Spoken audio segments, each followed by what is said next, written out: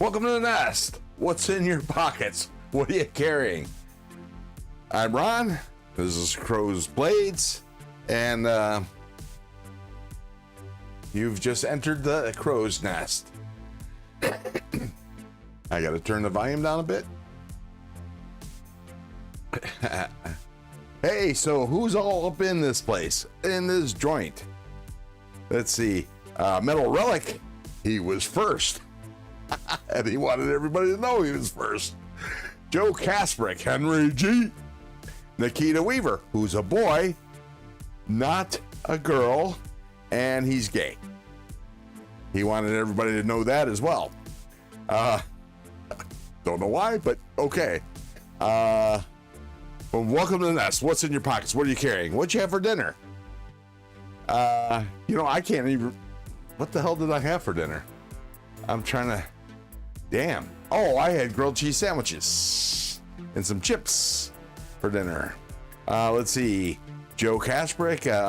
Mitten steaked. Hey.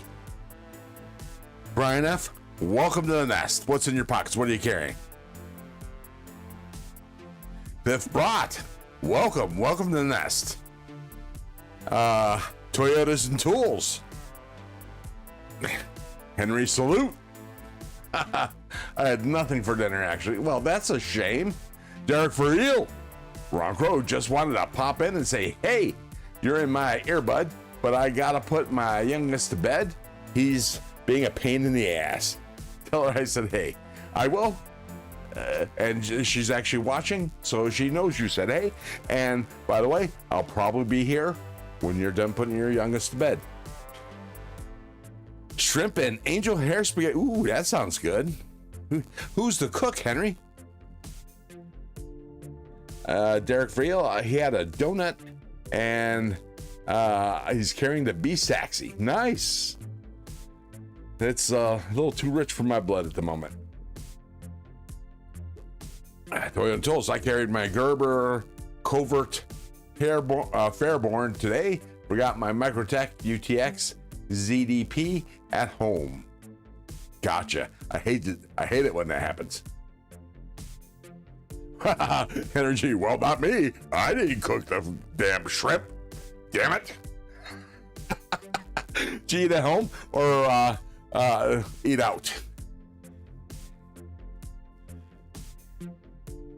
Okay, so on the board here, in case you weren't here for my earlier live stream, this is what I carried in the last 2 weeks. Mind you, I didn't have a live stream last Saturday. We all know it's because Colleen ended up sick and going to the emergency room, and I was a little too stressed to get ready to do anything live or even really talk to human beings. But my dad and mom were not home, that's why. So how old are you, Nikita? Just out of curiosity.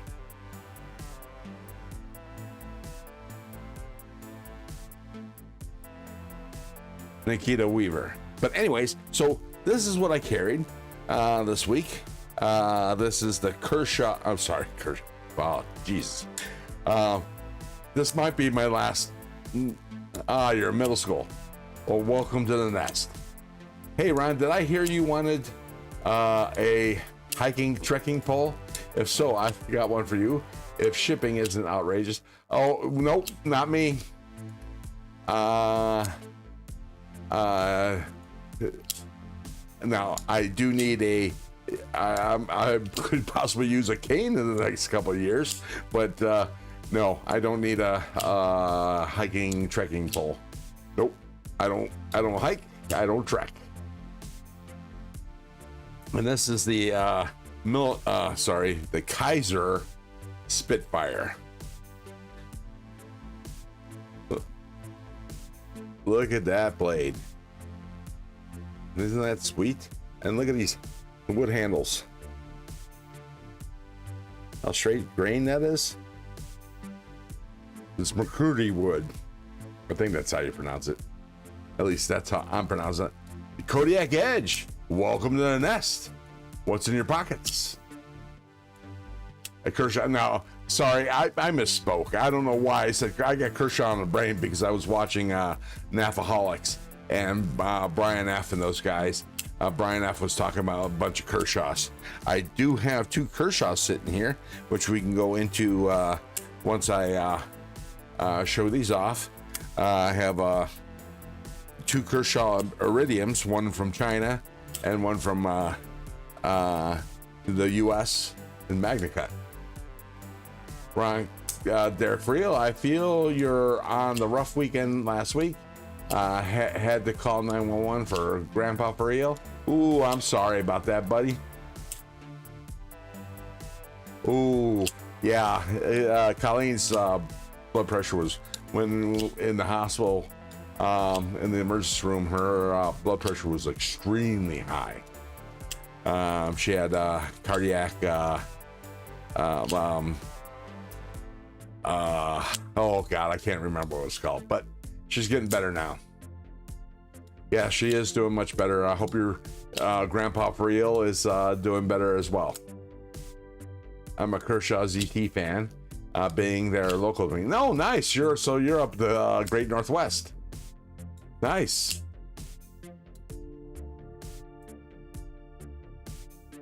So this is the Kaiser Spitfire. But look at that. Look at that pattern.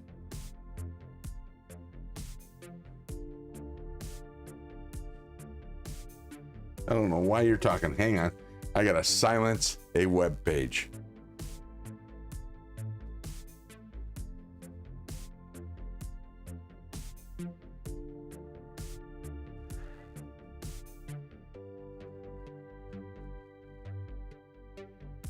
It's absolutely beautiful. For 80 bucks. I got it on the first drop. I think they only released 100 of these. I don't know that this is numbered.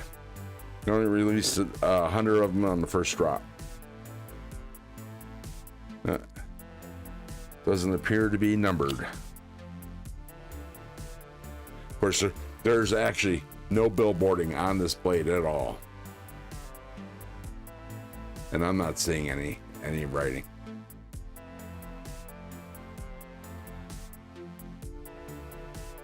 No, but you can see the, see, maybe you can see it. Yeah, there you go. You can see the lines on it, so you can tell that this is real. Let's see. Kodiak Edge was carrying a K-Bar 1030 Trapper in his new slip and new XL George Washington Barlow in his own slip. Ah, I misplaced my bourbon. My dad has an old pocket knife. Nice. Gorgeous. He does not use it any longer. Oh, gotcha. Well, that's a shame. Toyota's Tool says, Terry, I'm going to contact you about something I want made. So there. And 1931 Leatherworks. Welcome to the nest. Channel member. What's in your pockets? What are you carrying?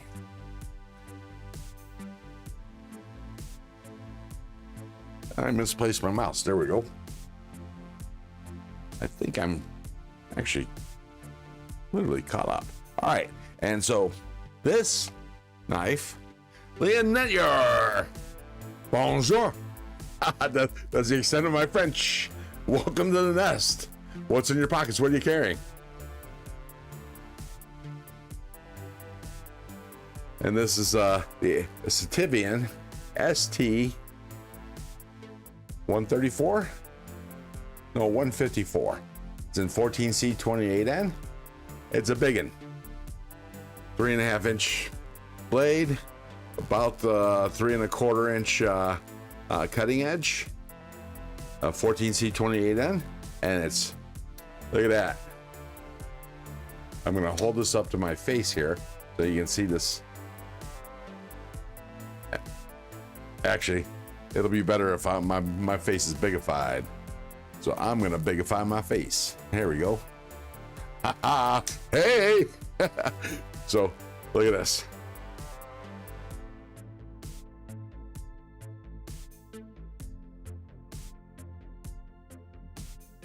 So I bought this one. I bought 2 of them just because I was planning on giving one away at one of my giveaways. And I like these so much.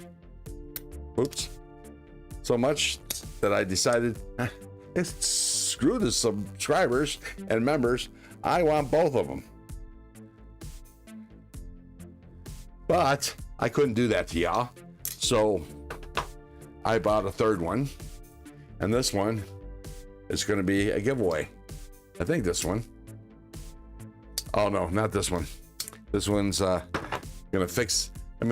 This one's the detent's a little on the weak side, so we're gonna fix that tonight.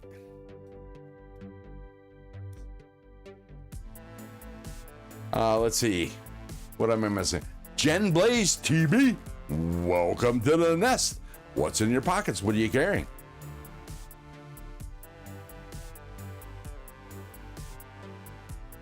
It almost sounds like I'm Yogi Bear. Hey, boo boo. Welcome to the nest. Anyways, so one of the things, before I go through the rest of these knives, one of the things I talked about this morning, or this afternoon, well, it was kind of morning, it was to me anyways. Lovelies. Welcome to the nest. What's in your pockets? What are you carrying? Got knives? Gareth HB, welcome to the nest. Channel member. Jen Blaze TB is carrying the Remet Wild Species. You know, I have to get that. I really do. I want to get the budget version. For some reason, I keep on forgetting about it, but I love those Remets. I love the Remet Rhino. I've given 3 or 4 of them away since I started this live stream, YouTube channel, and I have at least 1. But anyways, what I was talking about was my 1-year YouTube 1-year anniversary is on March 2nd. I started it last year on March 2nd, my 63rd birthday. So unfortunately, March 2nd is on a Monday, and my live streams are normally on Saturdays. So I am going to have an anniversary giveaway, and I'm going to unbigify my face because that's just disturbing. There we go. Anyways, I'm going to have an anniversary giveaway. I'm giving away at least 5 knives.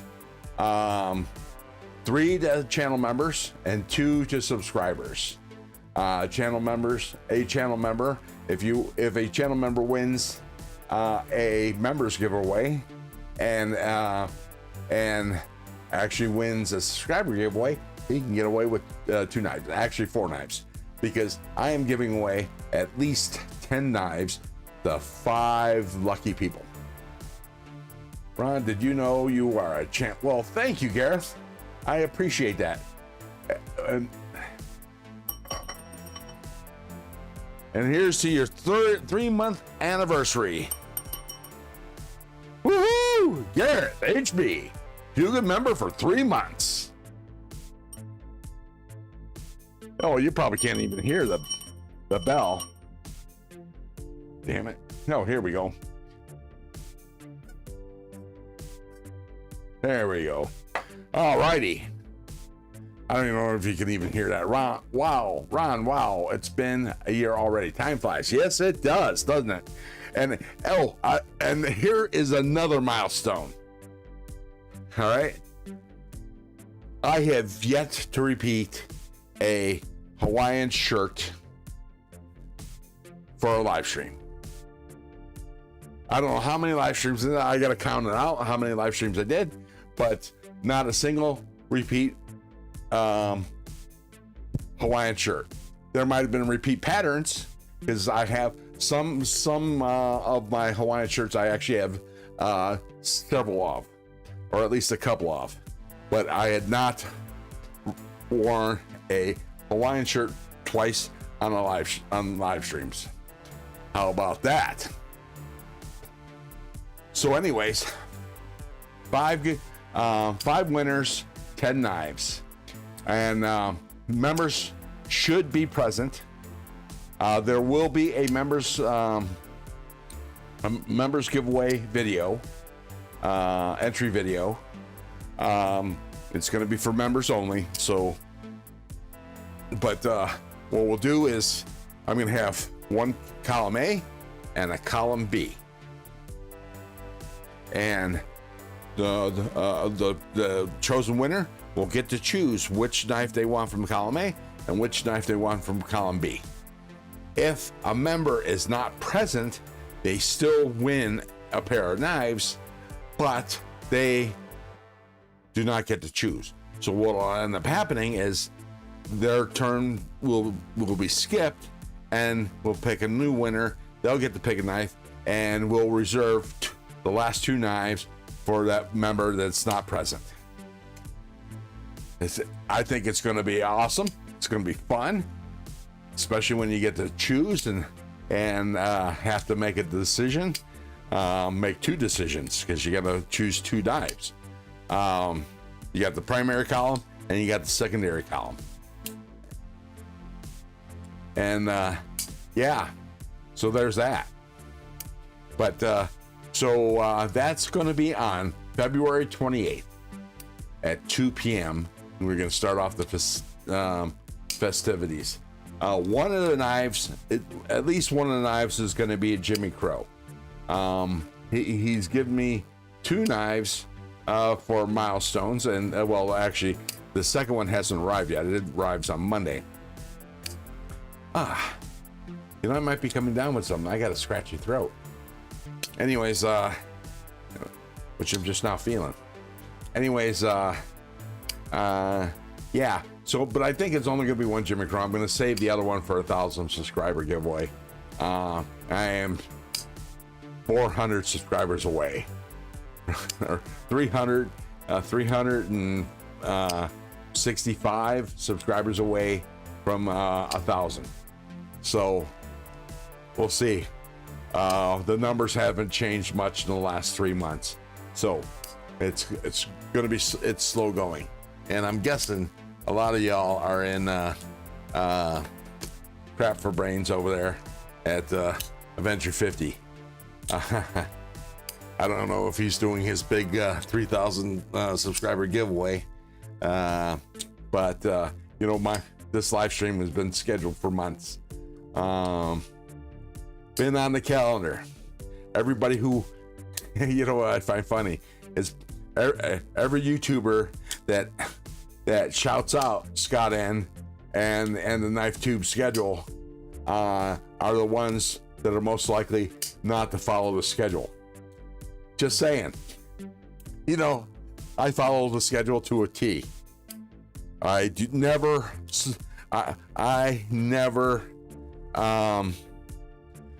schedule a live stream when somebody else is scheduled. And I can guarantee you I've been stepped on a couple dozen times. But, you know, to each their own. I keep to my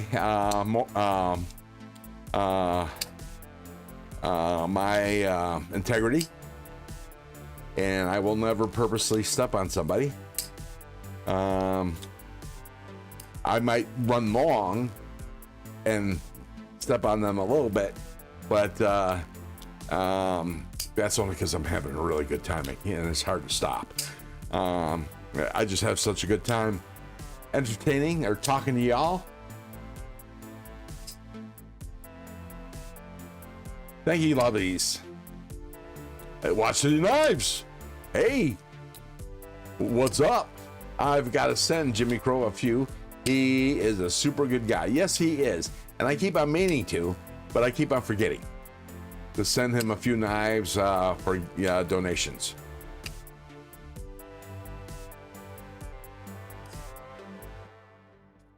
Very true, Derek, but here's the problem. The thing about it is you know, my deal is interacting with the chat. I might miss chat, but without you guys, it's boring. It's, I might as well be talking to myself. You know what I mean? Hiya, Ron, leapfrogging lives. I hear you. And, I do too. But I can only handle doing it 2 at a time. And for me, it gets old. So if I can get away with just watching 1 live stream, I will. But, so this knife is on Amazon. You can buy this on Amazon. It's Sativian 272. It's it's S90V blade steel, titanium handles with shred carbon fiber inlays. Look at that. Look at that. And it's almost essentially looks like a bolster. And it's a line and lock. It's drop shutty, very hydraulic and fall, and very easy to flip out, even with my left hand. I try not to go over other people, but sometimes I do. But oh yeah, accidents happen.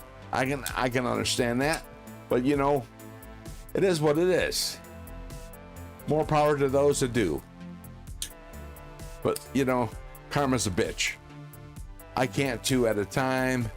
I jump in and out. I'll tell you this, stupidity. Well, that's fine. No, I can understand that too as well. It's dog one. I'm just gonna call you dog one because that's the way you were before this whole YouTube name thing. So anyways, I love this knife. It's one of my most fidgety knives, but it's got a small rear flipper that may survive. I may not delete this because it's so tiny. Hey Gareth, HB, good, hope you're doing well. Sativian makes pretty decent knives. Yes, they do. I love Sativian.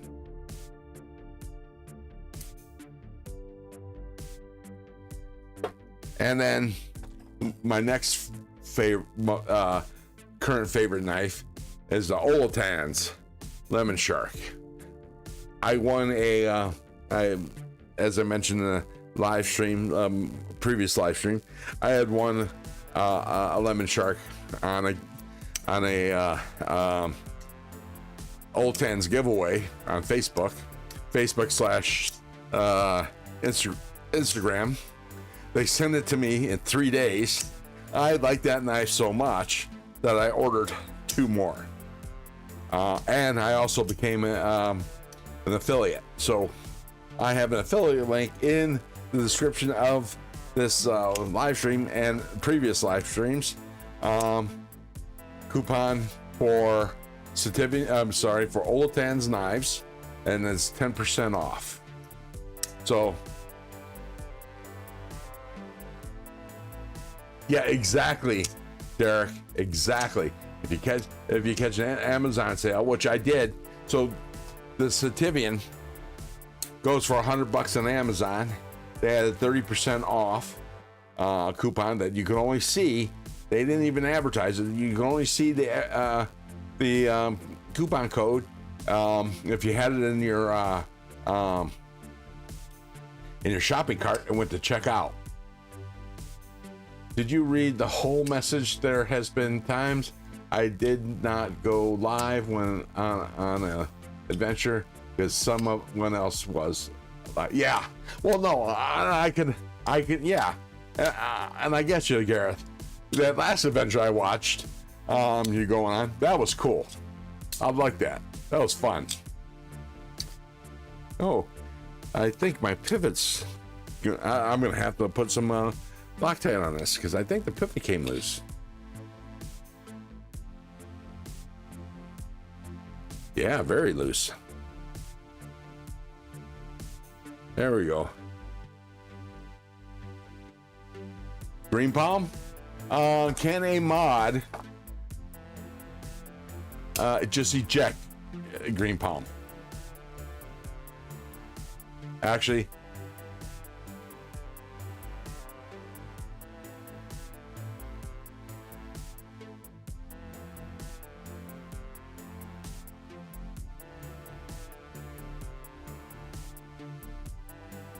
Bye-bye.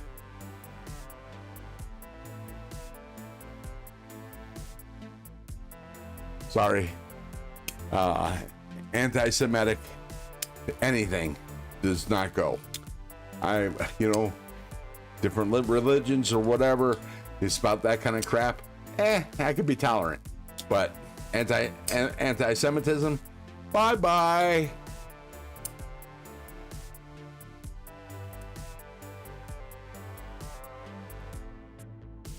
But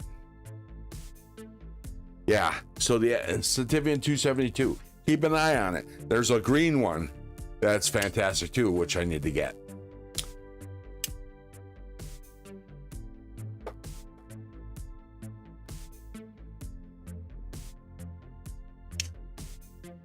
Exactly, Derek. Exactly. Gareth HB is a great gentleman. He's a gentleman and a scholar. Fantastic person. Bye, Felicia. Nice. I should have told him I was Jewish. I'm a Korean, a Scottish, Irish, Korean Jew. Anyways, so yeah, this right out of the box was fucking snappy as hell. Pardon the French. And if you got a problem with it, go somewhere else. And look at this front flipper. Now watch this. This is how you do a front flipper. Just like this. Bring your finger over like this and just go like that. So it's just this. And you're holding on to it with these two fingers, see? So, like, watch. It's that easy.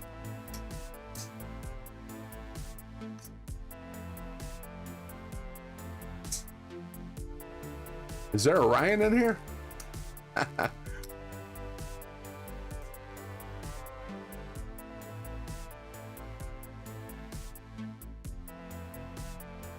So anyways, this Sativian is given away, and you got the Olotans Lemon Shark. Fan-fucking-tastic, I gotta tell you. Oh, right, yeah. I don't know, I have a couple over here in my storage boxes.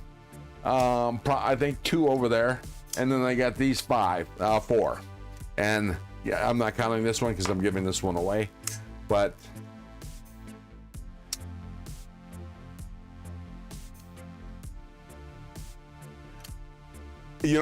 unfortunately, I do not speak Korean. Terry, I have absolutely no idea what you're saying, but it does ring Korean. I'm guessing you were Army? Or you're Korean. I've never met you, so you could be Korean for all I know. You ought to contact him, see if he can be an affiliate. Oh, Sativian, their affiliate program is through Amazon. Paul Mills, welcome to the nest. What's in your pockets? What are you carrying? I said, good night, grandfather. Okay. Abaji. Okay. The whole I know the words, so actually, if you said it out loud, or at least I know Abaji. Jumaseo. If you said it out loud, I might have understood it. Nope. I just know random phrases from a bunch of different languages. Okay, Terry.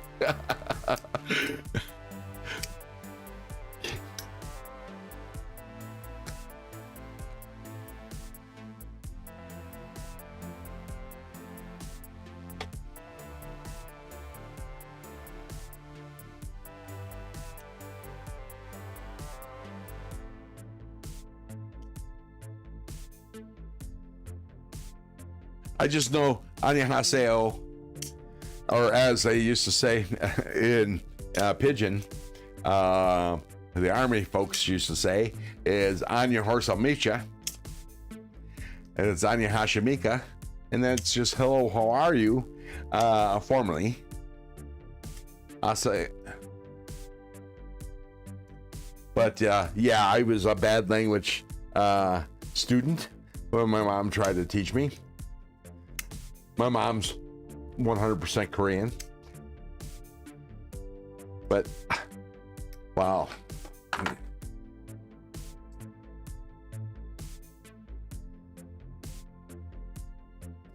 Look at this, even this one. Oh, and don't even get me started on this micarta. God, the feel, just unbelievably good. You know, it's not sticky, but it feels really good. I was meant to go live today in my time, but I forgot. I got a tattoo appointment today instead. Maybe I will go live while I'm getting it done. I don't even know what that's like. But, you know, go live like you normally do after TCAL.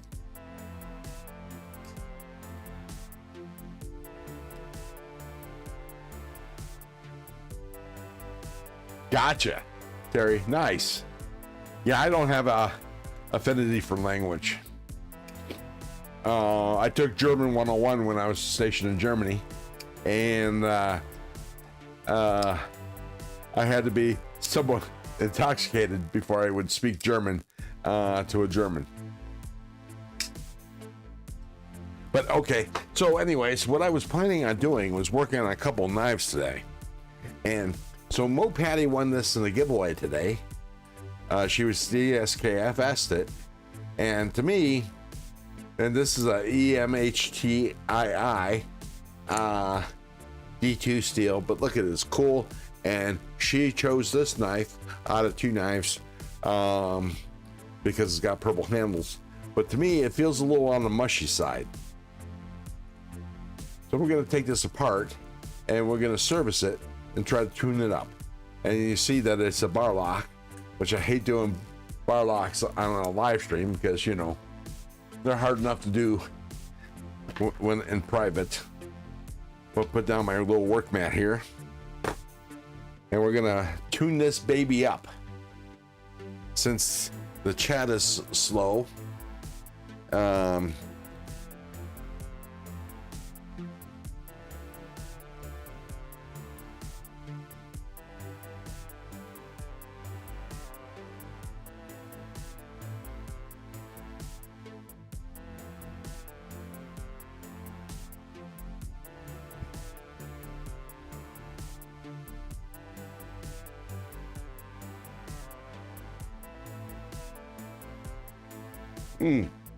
Oh, actually, before I start this, I was going to show you some Kershaws. Now,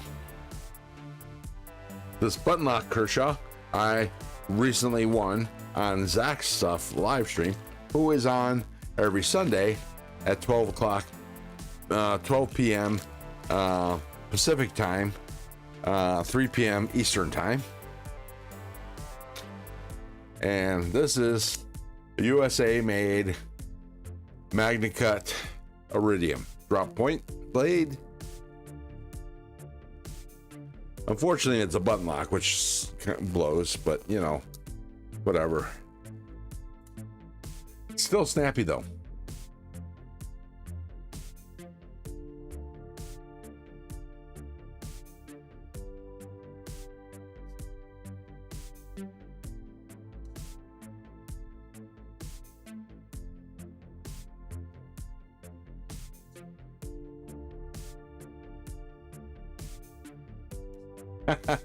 Be smack in the middle of it. I gotcha. So that's that.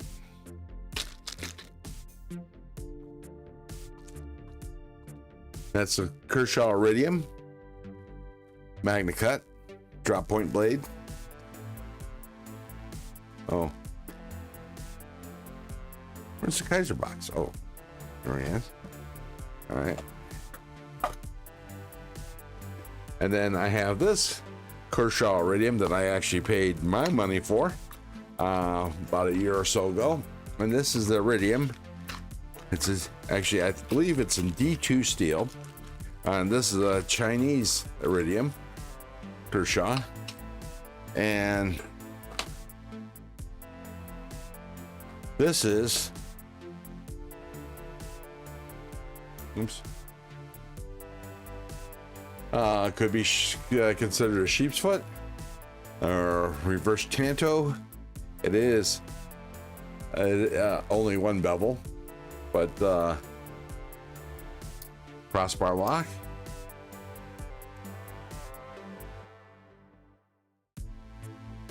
I love this blade shape.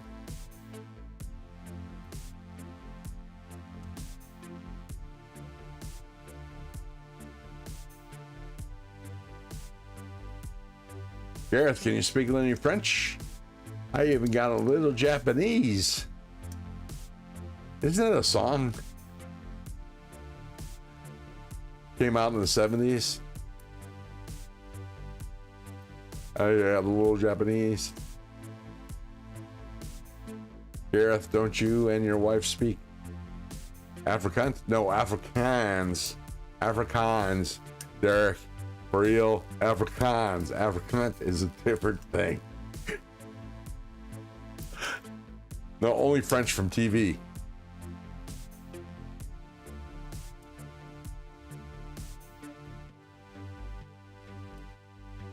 No, you did spell it wrong. No, Derek, for real, I eat that. No, that is funny, Gareth.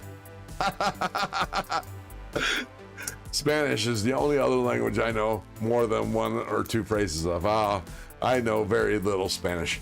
Colleen speaks fluent Spanish.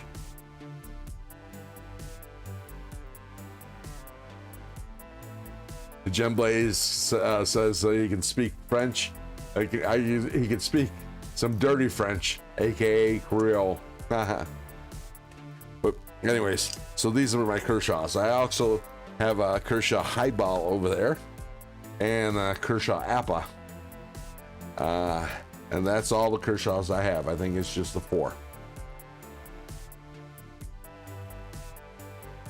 But let me put these over here and let's start taking this knife apart. What the hell is that there, Terry? My boot is in Snellweg bound touch. Sounds like you're speaking Dutch.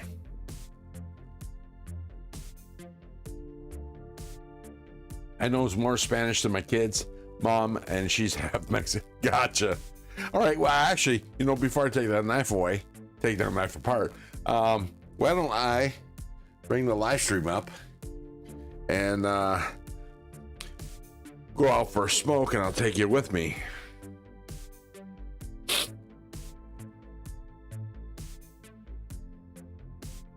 I hate the fact that every time I turn on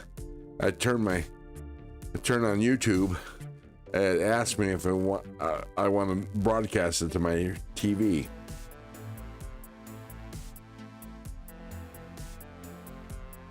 Anyways,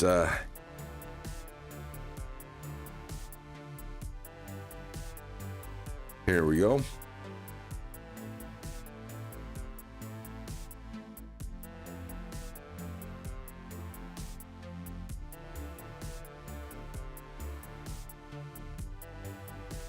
All right, let me go ahead and turn this camera off because let me put some knives out. These are knives I want to work on today. Probably not going to have time.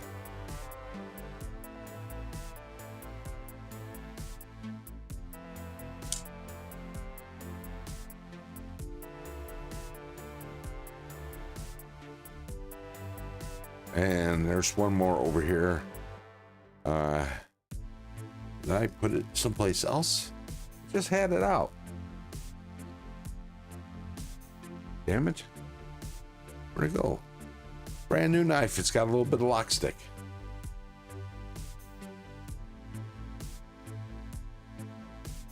It was just out, so I must have put it over here, put it away with my other knives, unfortunately. No, I'm not seeing it. I'm sure it'll turn up. That's what I said about the knife that I've been missing for the last month or two. Oh, no, that's that knife. That's that knife. Yeah. Okay, that's it. My bad. Oh. Yeah, and this one. Nope, not this one.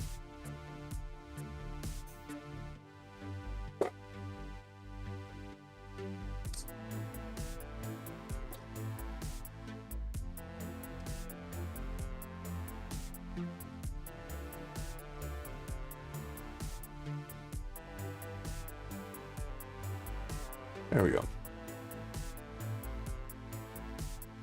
Hey, Leon, you have a good night. Au revoir.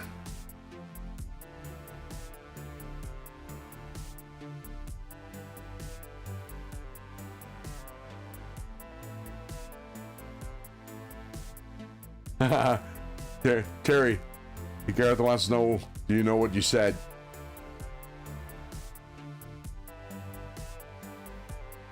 Was that Afrikaans? Because it sounded like, looked like Dutch to me. I was stationed near the Netherlands, so I got to hear a bunch of Dutch. Gareth, I said me, but is a highway of delight.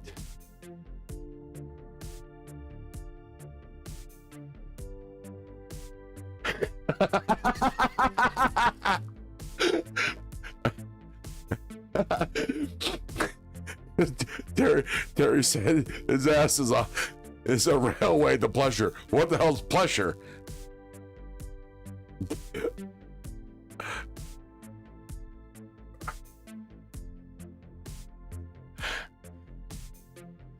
I think that's fucking hilarious. All right, let me take y'all. Oh, I also gotta get a whiskey refill, so I'll do that at the same time, and then we'll take that knife apart.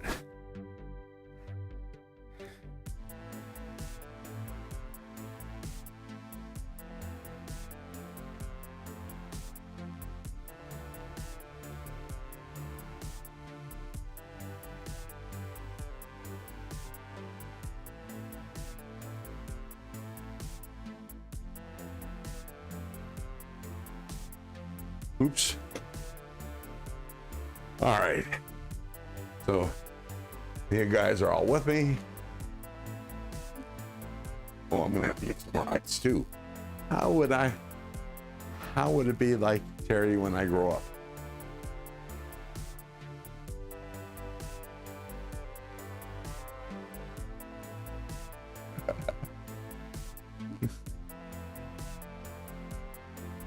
When I just said oops, I accidentally turned off the office lights. I'm in lice. A little touch up on my bourbon.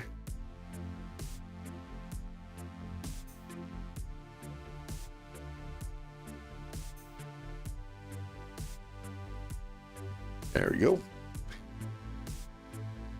Come on.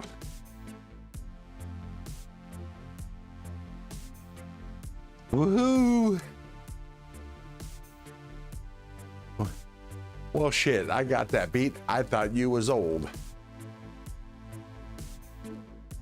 I don't know. I think he's talking about Terry. At 46, you're a young puppy. Holy crap! I thought Terry was old as well. He acts like he's old.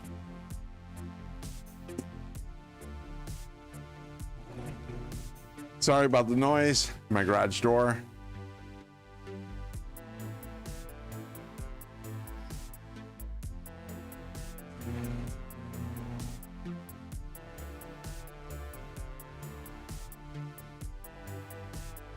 Yeah, I didn't drink until I was 18. I was in the Air Force.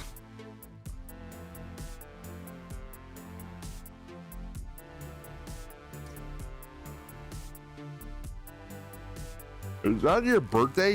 1979. Damn, I'm old. I joined the Air Force in 1980.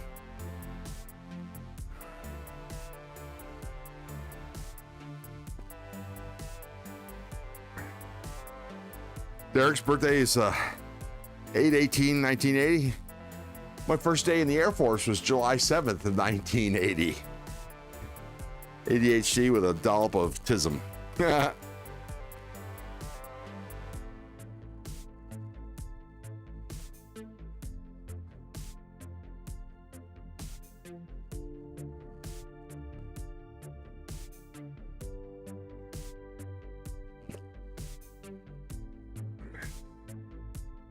Damn, I feel like a grandpa. Actually, I can be your grandpa. So what the fuck?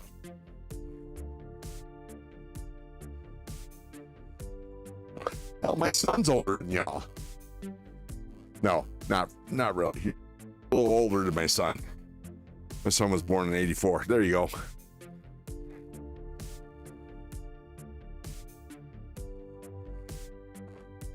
Derek. No. Gareth is only a couple months older than my son. Wayne Lerman, welcome to the nest.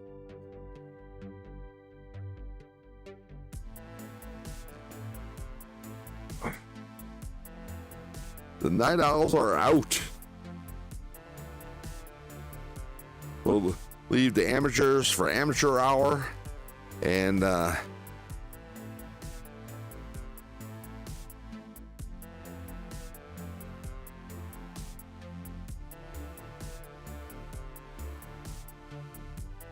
sorry, I was reading emails. Sorry, got lost. Yeah, we talked about that, and when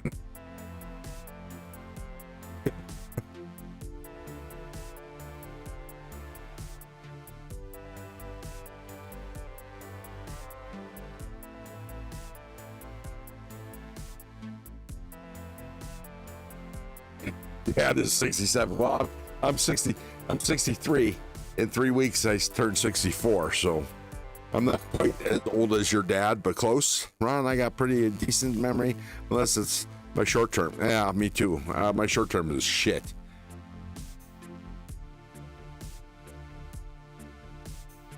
Oh, it's pretty bad for me. My short term.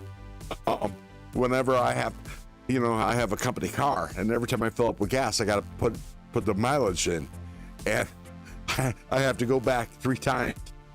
Do the numbers of 2, so I can remember the first 2 digits. Then I got to remember the next 2 digits, and then I got to remember the next 2 digits.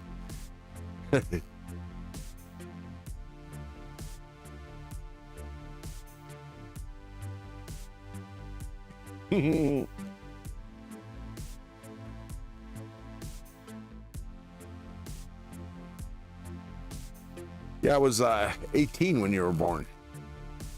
So I could have been. Or 17. I was 17.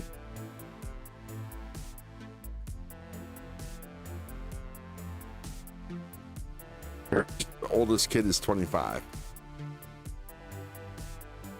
Nice.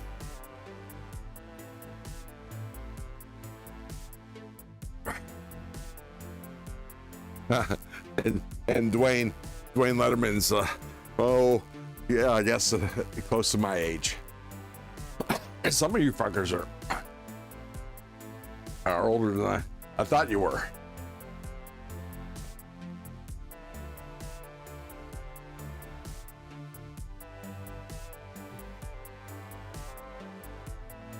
Yeah, I was surprised when I found out that Ted Harrison is he's younger than I am.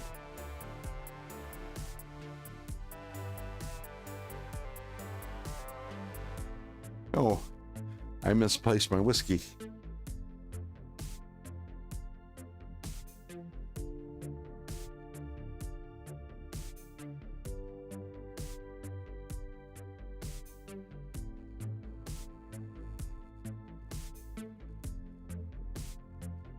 Ooh, that's old age to be going through with a teenage son.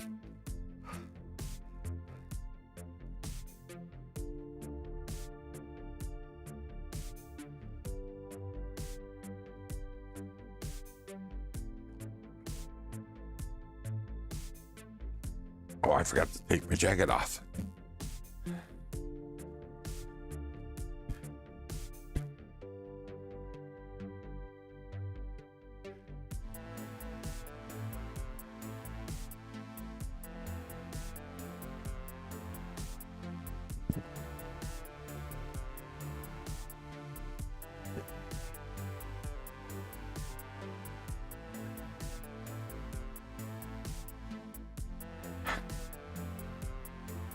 Derek.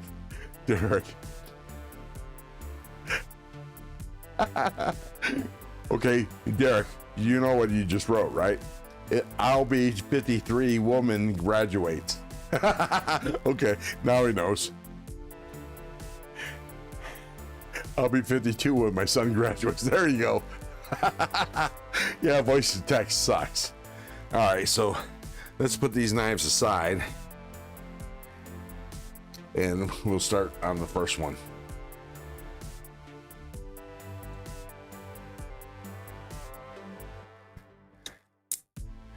This one's the most important one because I got to mail it out Monday.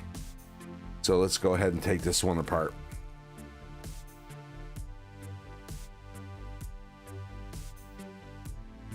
Oh, let me turn this light on.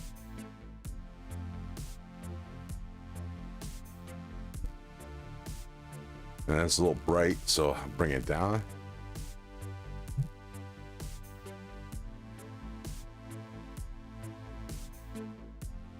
All right. So we'll take the scales off.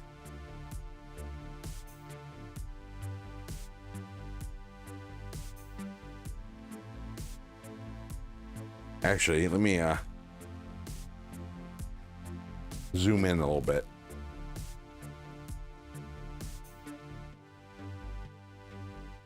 And turn this camera back on. All right. Get me focused in.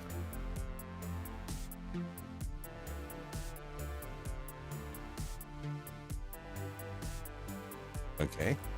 And then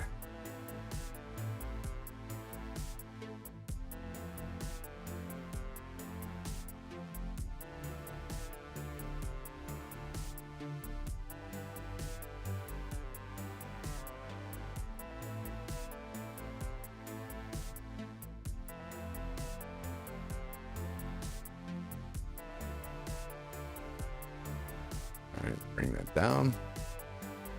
Bring that down. And let's zoom in a little bit. There we go. Got the one screw off.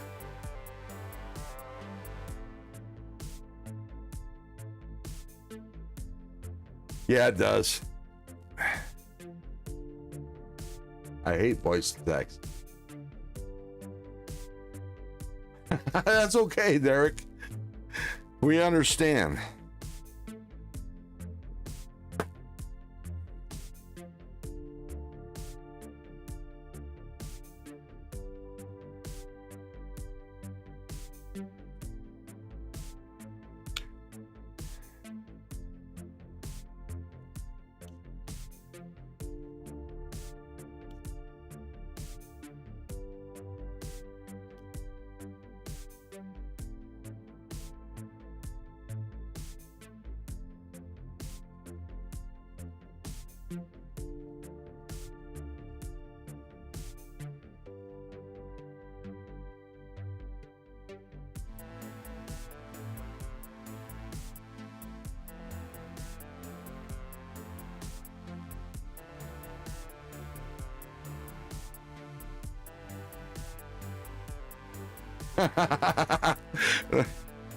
No, I'm not that intoxicated.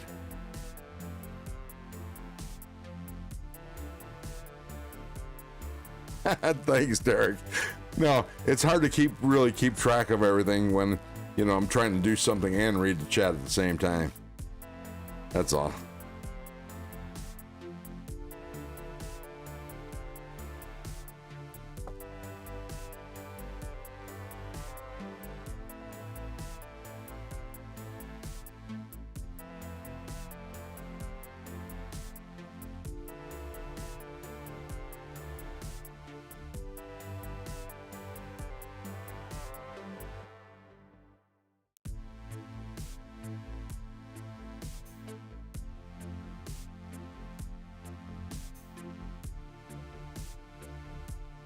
But alas, my back has informed me it had its fill sitting in a desk chair. So I feel I must away to the bed chamber to be in a prone position. I got you, Terry. I understand that. I truly do.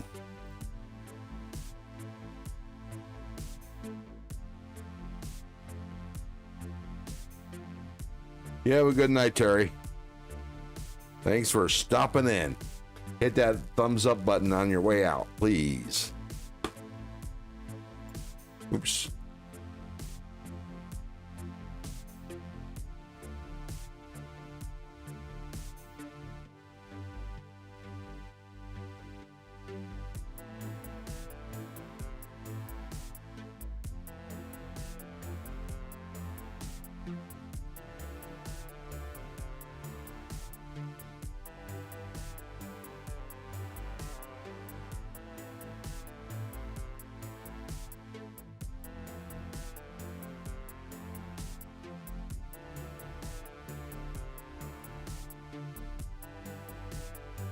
I hate pivots that are not captured.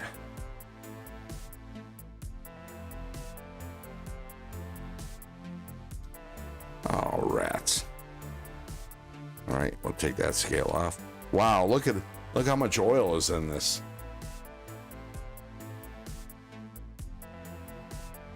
No wonder why this got a problem. Let me clean that off.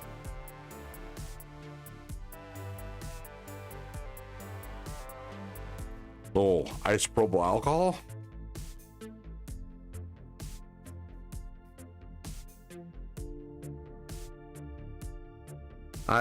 Derek says I can do 10 at once though.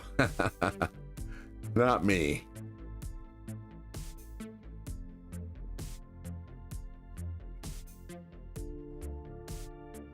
When I played Dungeons and Dragons, I used to be able to handle a bunch of different characters at the same time and whatever, but that was when I was much younger. Look at how much oil here. Holy crap.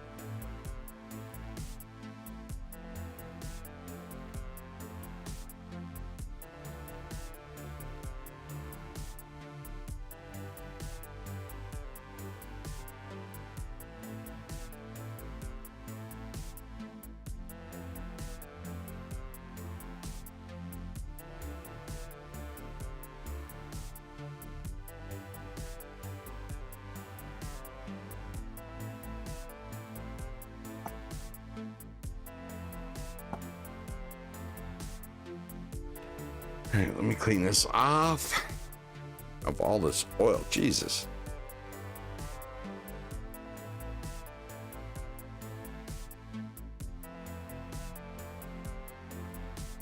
I'm trying to drive a sports car in the first gear.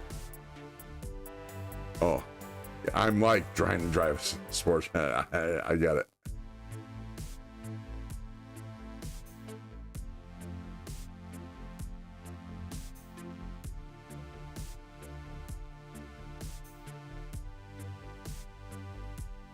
Let me take this and I'm going to spray my cloth here and run it up in between here so I don't have to take it all the way apart.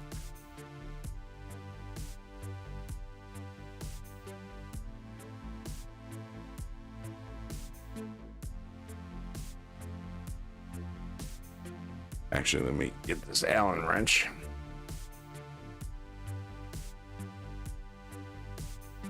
And spray this some more. This cloth.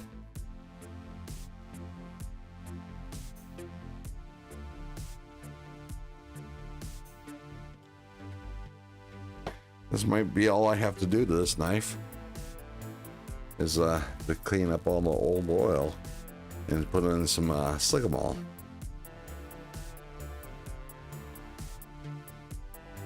and adjust the tension. I'm going to increase the tension. See, there's 3 different holes. And actually, I think this pivot, let me see something. Get my needle nose, grab a hold of that pivot.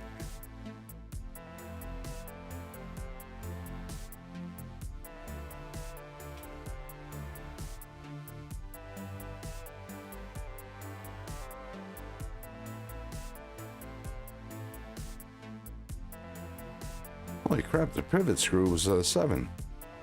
I mean, a 6. No.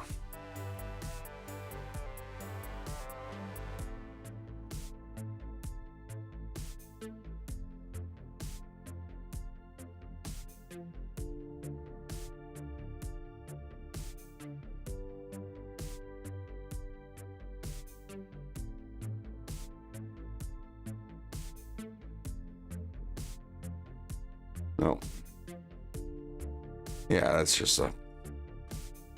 I thought it was just a barrel. But it's not. It's just the pivot screw. Female side. Look at Ramsey side on Adventure 50's posted a link for me. Nice, for my channel. Anyways, all right, so let me adjust the pressure here. You see the 3 holes? It's on its lightest.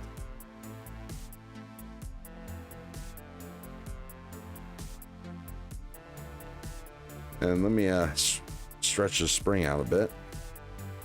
See how that is? Now if I stretch it out a little bit, it'll increase the tension. There we go. And put it on the heaviest.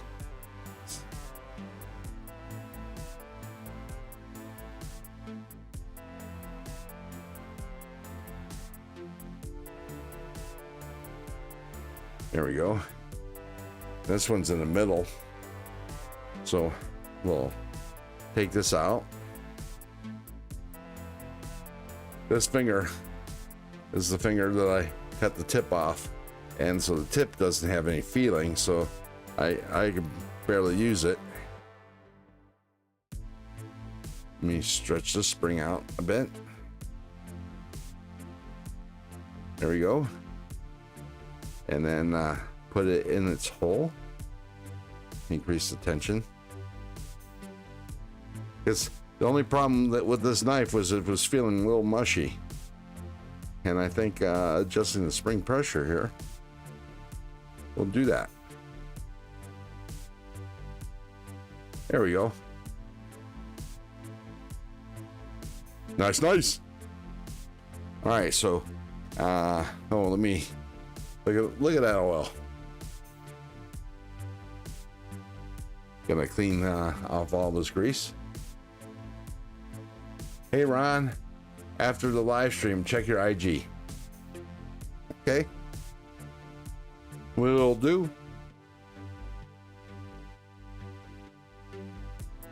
That was from Derek. Gareth, you just put that thing away where you've been jumping over the turd burgle on the live stream.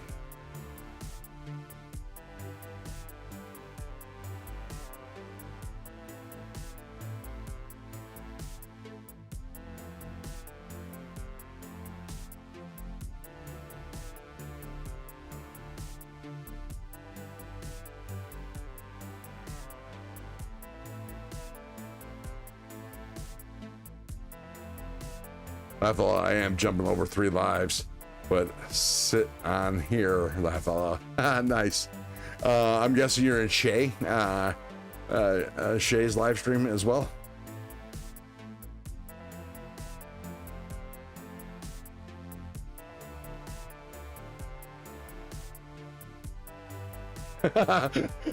Derek, oh sure, just because you got 2 good eyes that can see, you don't need to rub that in my face.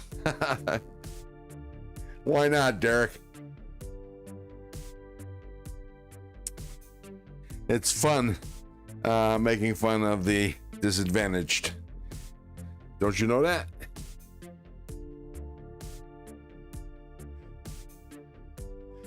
Gareth HB always picking on the blind guy.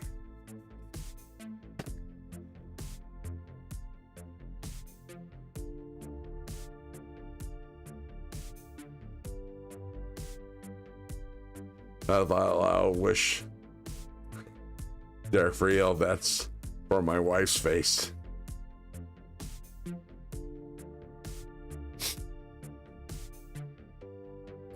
Jesus Christ, Gareth. Holy shit, get you on. Have you been drinking? All right, now you clean the bearings off.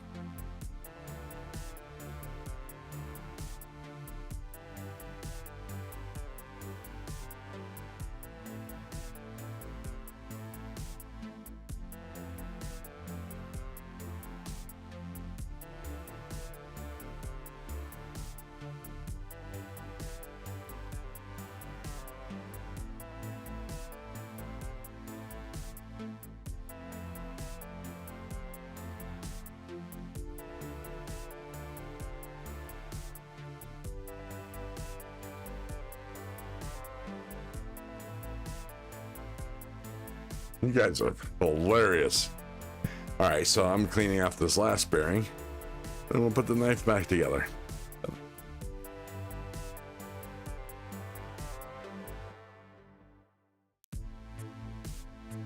All right. So what we want to do here is take some Slick'em-all.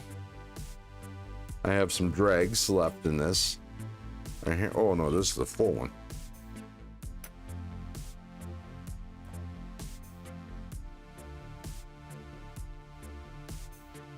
See that?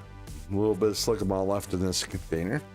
Take this little microfiber swab.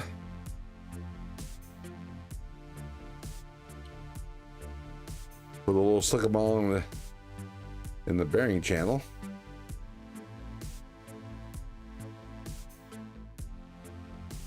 And then I'm going to take some Slick'em-all,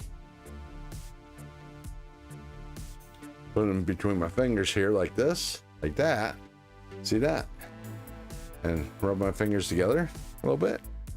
Then I'm going to take this bearing and force all that Slick'em-all into the balls.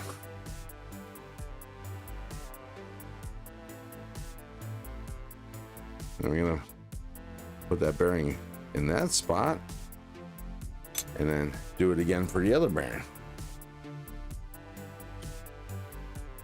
A little more Slick'em-all between my two fingers. Force the Slick'em-all in the grease.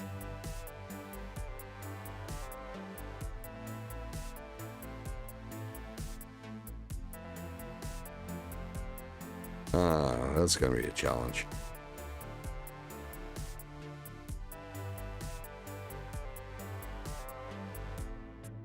Okay, feed my fingers off.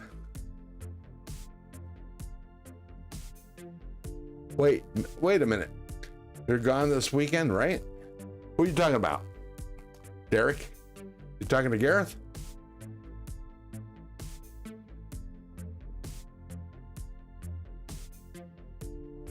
And slide this in. Hopefully the bearing stays in place. Yep.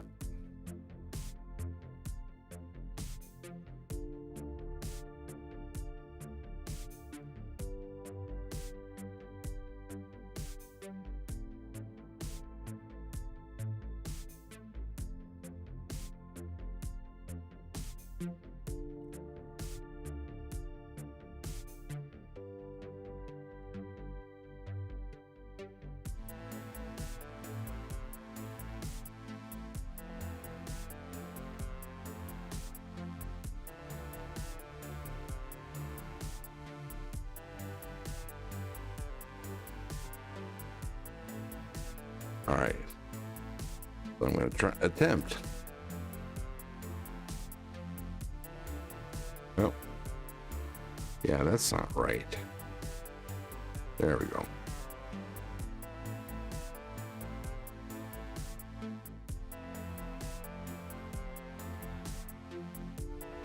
Might be helpful if I screwed in at least one screw here.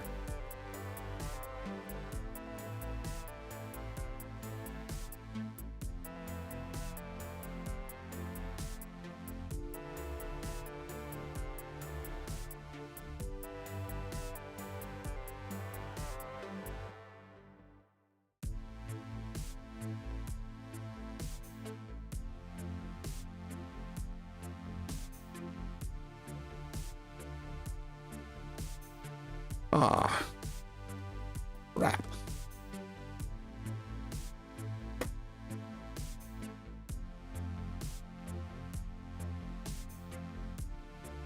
Oh, there it is.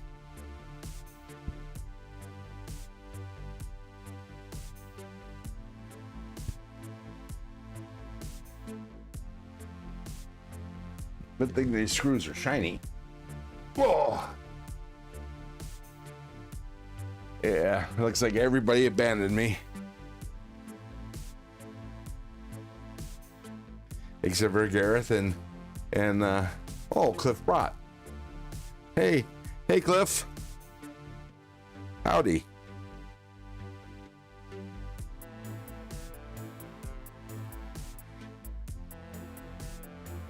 Paul Mills. Oh. Okay, everybody. I'm ready for the onslaught. Here comes everybody that was in Convention 50's live stream.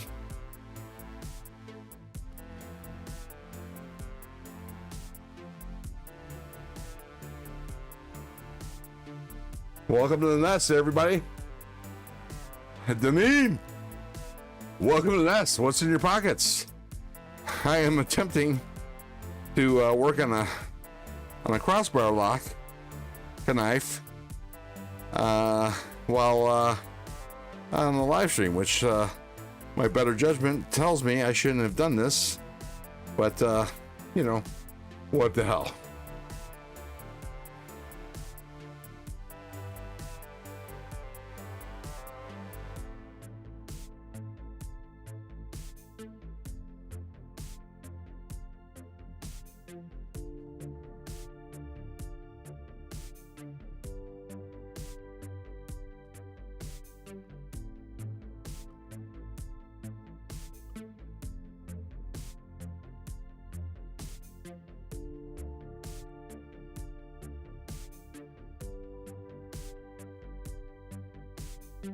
The hell? I'm having a hard time with alignment.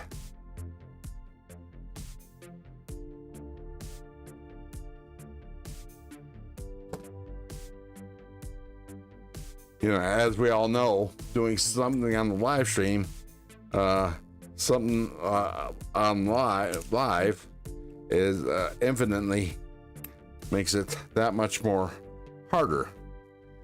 But there we go. Oh, bummer.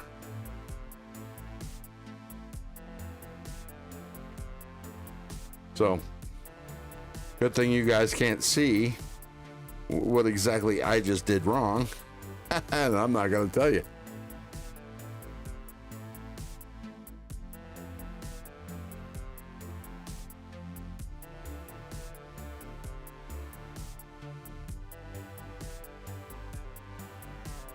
Okay, let's try that again.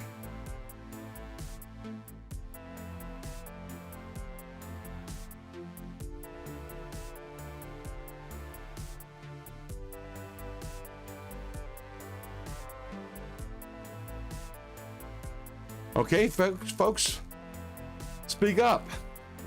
Let's hear some chatter. Hey, bada.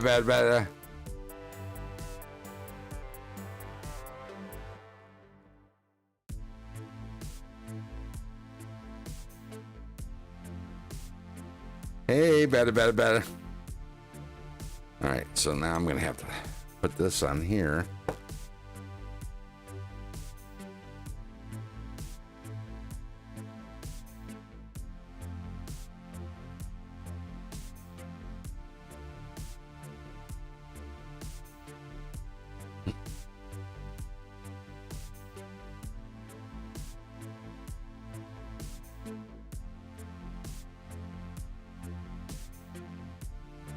Little baseball chatter.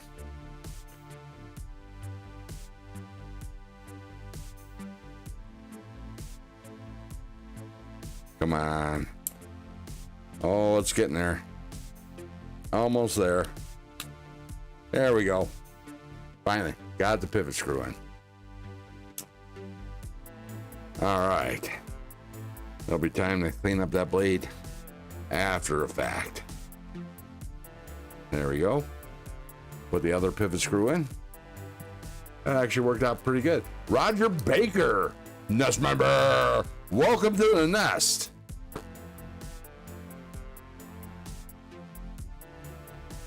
I'm working on Trish's Mopatty's giveaway knife. The springs were a little mushy, so I adjusted them, and there was a surplus amount of oil in the stupid knife, so I cleaned that off and put in some Slickamol. So now it's the reassembly, and that went fairly well. Oh yeah, that's better. Yeah, no longer the mush mush. Okay, so put in the body screws. Good job, Night Rack. Who the hell's Night Rack? welcome all to the nest. Since you guys are just joining me, I don't know if you're here when I was just mentioning, but I took apart the knife that Mopatty won, and I'm tuning it up. The springs, it was a little mushy.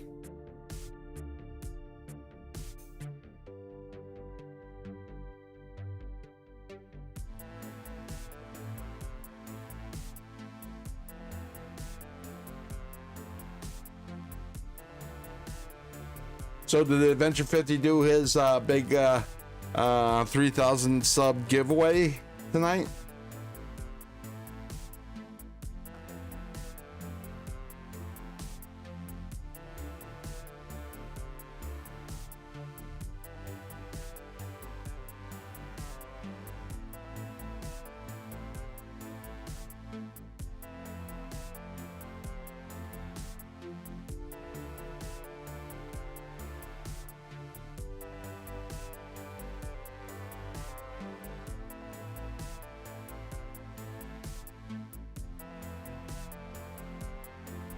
Balls. Night Rack sucks. I don't know what you're talking about, Paul. Hey there. There's only room for one blind guy in this community, maybe two. Blind Move Fury. So you better get some optics.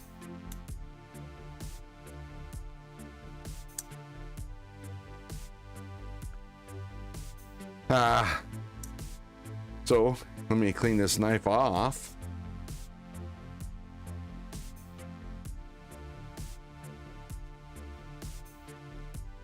What the hell's Night Rack? Who the is Night Rack a person I didn't see in the chat?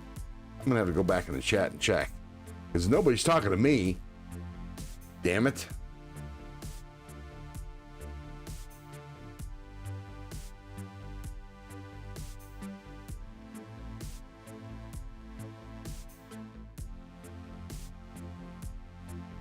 There we go.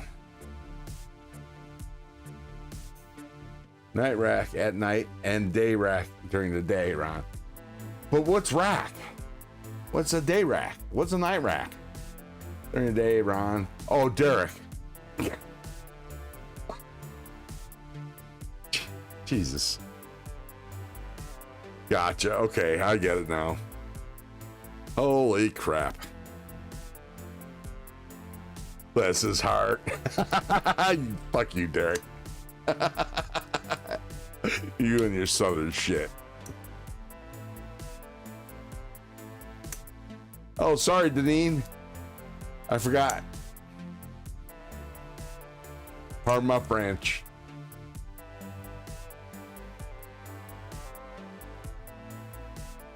Then there is air rack. Oh, I like that better. That's much better.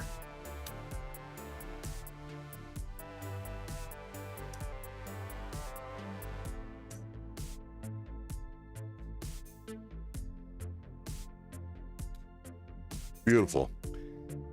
So I'm encouraged now. I'm going to take one more knife apart. This one's a liner lock, brand new knife I just opened today. It's got some lock stick. This is the Kaiser Meteora. It yeah, got a little button stick. Sorry, liner lock stick.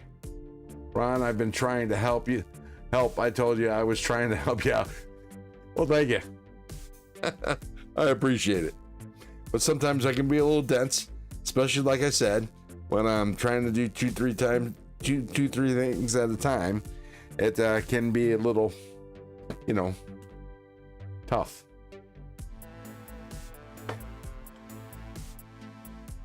Normally when I do this crap, I'm not talking. So, yeah, I'm not distracting or being distracted. I got a 3D printed OTF knife. It's cool. I actually have plans to make a wooden OTF.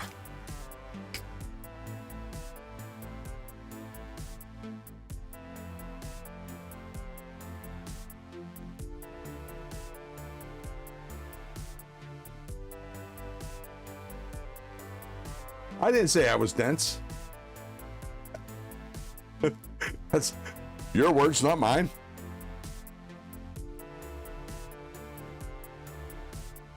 But that's okay. Nobody should ever take offense at anything I say.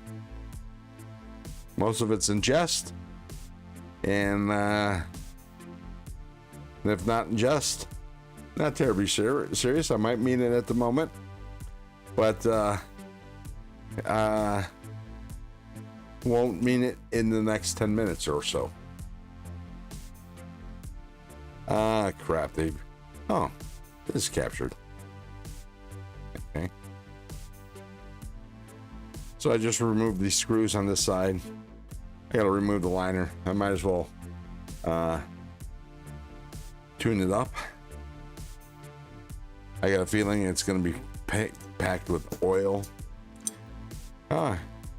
Nothing on the scale. It's dry.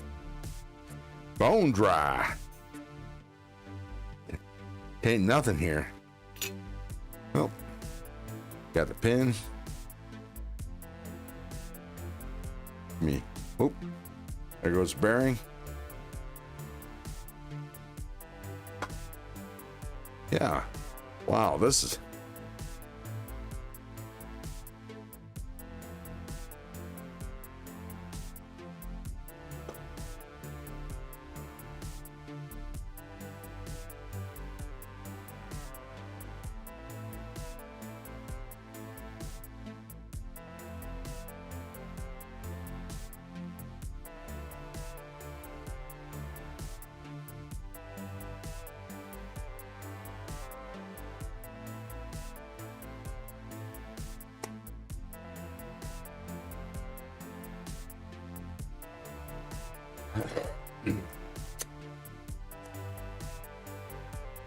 Oh, I did that once, Derek.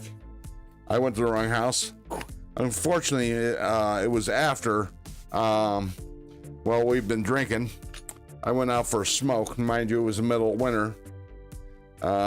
Went out for a smoke. Left my jacket because I was only, it wasn't that cold out. And plus, I had a lot of antifreeze in me. Went out to have a cigarette. I noticed there was a lake behind the house, small lake, really pond, I would have called it, but they call it a lake. This is in Germany. And all these houses near this lake were summer houses, that kind of thing, vacation houses. one of our friends were living there, and went out on the lake, finished my cigarette, flicked it, started heading in, and that's about the last thing I remember.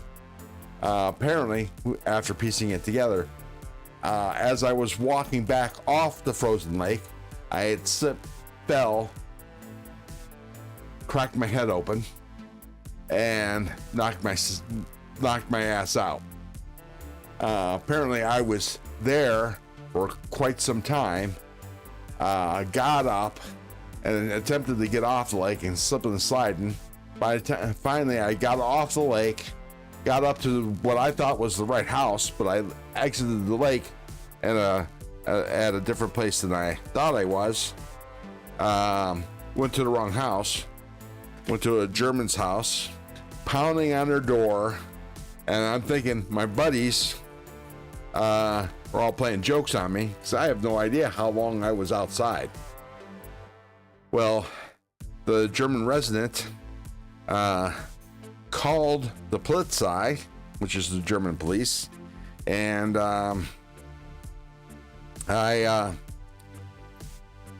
they took me in,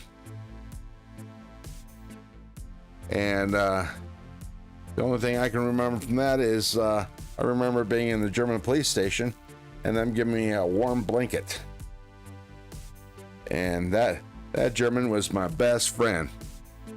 And here we are. I'm going to have to mute because I got to go to the bathroom. So I'm going to mute the microphone, and then we'll go to the bathroom, and then I'll take you out for a smoke. How's that? Somebody has a crush, I think. Crush. Ron. Uh-oh. What? Uh-oh, what?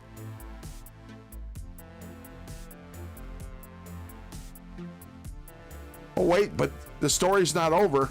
We'll talk about it more after I pee. Hold that thought, Derek.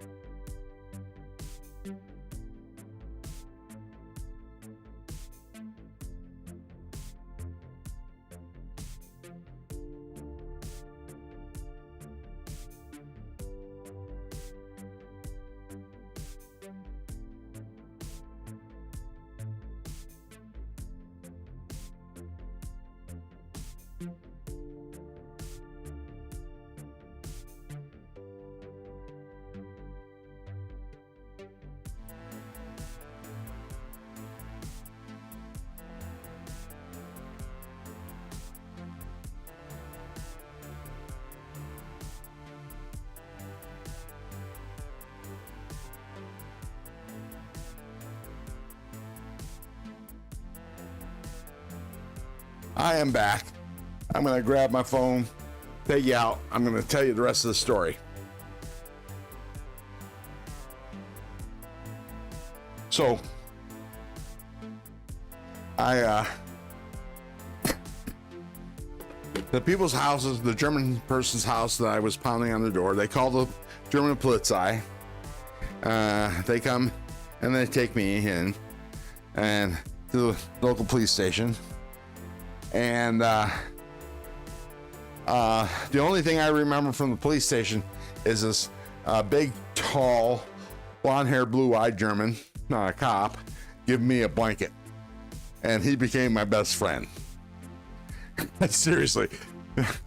Actually, figuratively. Next thing I know, my next memory is I'm at the American SP, a security police shop, which is actually at the front gate, and they're asking me all kinds of questions. They're asking me who was there at the party, what the hell was I doing, blah, blah, blah. I think they're trying to, get other people in trouble. And all I can remember is not being able to talk because my teeth were chattering so much. Next thing I pieced together is they had me take a hot shower, and I wake up in bed the next morning not remembering any of that. I had to piece that all together. Anyways, I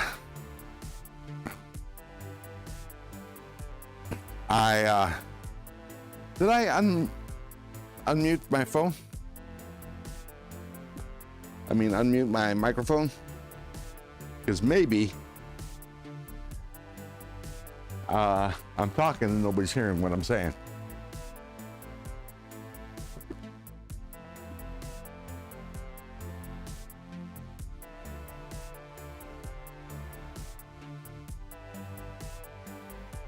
Okay, so anyways, I wake up the next morning, my hair is slightly damp.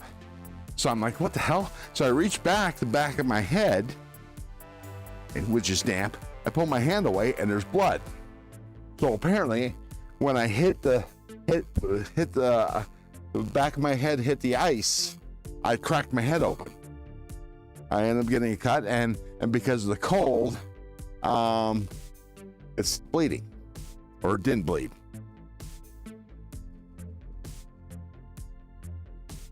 Well, wait, hang on. So, yeah, I understand what you're saying, Derek. I mean, yeah, Derek.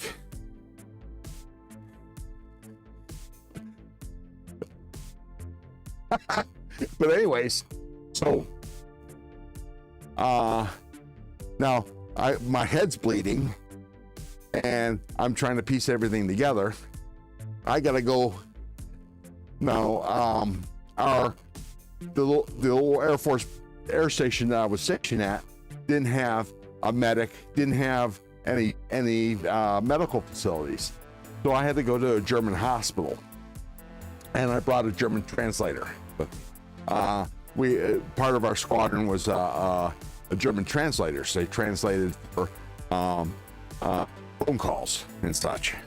Anyways, so we go to the German hospital. They put a compression bandage on my head. I asked them how much this was going to cost me, and they said, no, it's free. They didn't do anything. They just, I didn't have to pay the German hospital anything. They just wrapped my head in a compression bandage, and then had a friend take me and a couple other friends to the house that we were at the party at, and tried to piece things together. I needed to get my jacket, my keys. The car was parked in the front, in front of the house. So I get my jacket, no keys, no cigarettes, no lighter. My car's still parked in front of the house. So then everybody's wondering, well, where the hell could they be? And we're searching all over the place. And I thought, I seem to remember going out on the lake. So we go to the edge of the lake and we look, and there's a bunch of footprints on the snow, on the ice. And we know that's how we figured out that it's safe to go out there, because I'm still at this point not sure that I was actually out on the lake. I couldn't remember any of that. It was just slowly coming to me. So we're looking around, and I see out towards the center of the lake this old dark spot. And I head to the dark spot, ended up being my car keys. And my car keys was jammed. My car key was actually jammed into the ice. I mean, it took some effort to remove my key from that ice. So, damn, you know what I mean?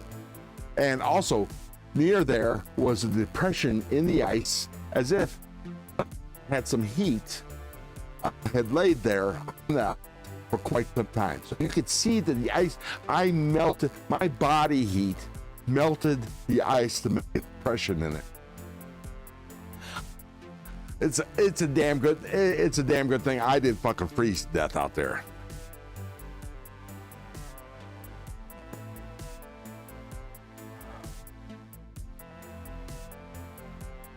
No doubt, Derek. So, as we're walking back off the ice, we find my cigarettes and my lighter. We get off the ice, and you know, that's when I start piecing everything together, and we all get in my car, and we're gonna head back to base. Well, somebody brings up the bright idea to go by, there's this little castle that was in ruins, made of bricks, but it's you know, couple 300, 500 years old castle that essentially been abandoned, but it looked like that they were starting to do some work on it. And this castle had a moat, and the moat was frozen. They all wanted to go on this moat. So here I am walking on ice again, this frozen, looking like a Q-tip because my head's wrapped in a compression bandage and my hair's sticking out the top, you know. And I managed to get some damn good ass pictures from this castle. And this castle was actually used as General Montgomery during World War II's headquarters for that part of the battle. And it was his headquarters after the Battle of the Bulge and the bridge too far. I was stationed at Kalkar Air Station, which was near the Dutch border, which was not far from the town of Nijmegen, and the bridge between Nijmegen and Arnhem, the Netherlands, was the bridge too far, which I've been over that bridge many, many, many times. Actually, it's a new bridge now, because they blowed that bridge up.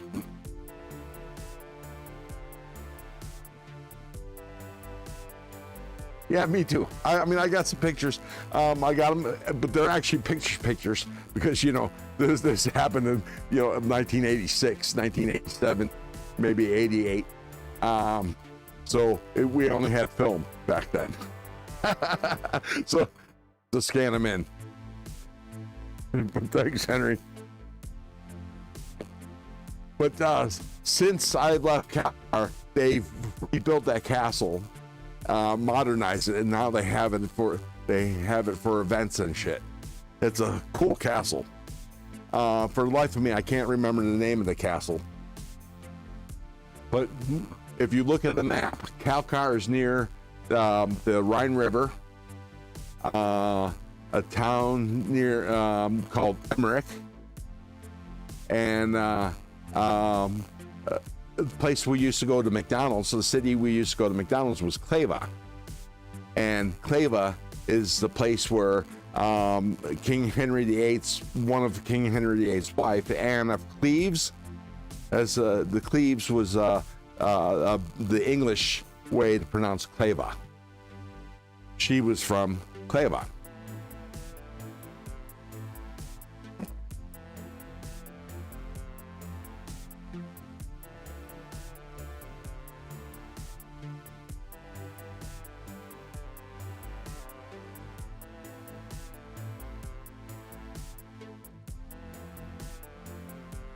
Yeah, no shit, Henry.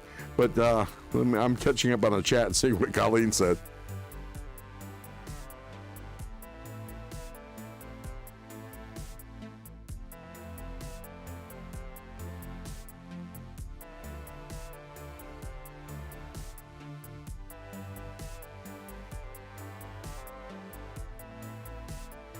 Oh, I see.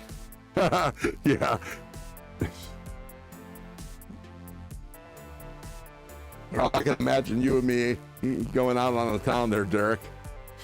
Me leading the blind man. Oh, that'd be fun. Anyways, I don't drink and party like that anymore. But yeah, so the cops were pissed because nobody wanted to press charges, so they couldn't get me in trouble. I was only intoxicated. I did nothing wrong. So there's that.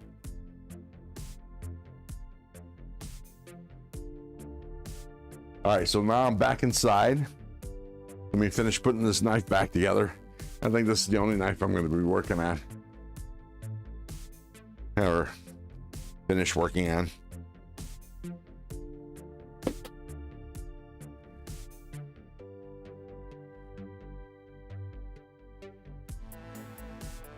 So let me put this backspacer back on.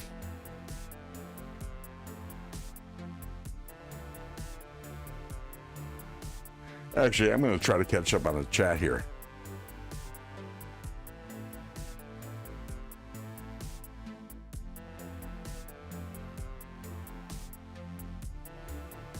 So Paul Mills, you're going to have to fill me in about, send me an Instagram or whatever, take it offline. Fill me in what transpired with Kodiak Edge.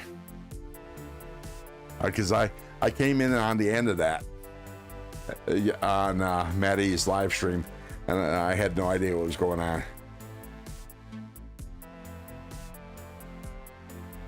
So let me catch up on the chat here.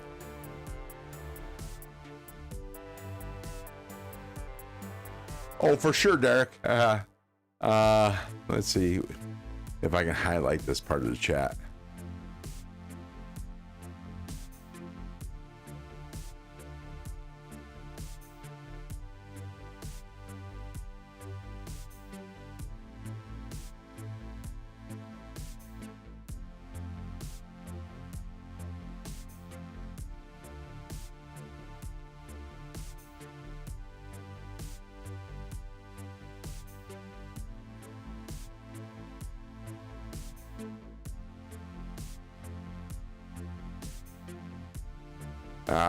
Yeah, I'm not gonna worry about it.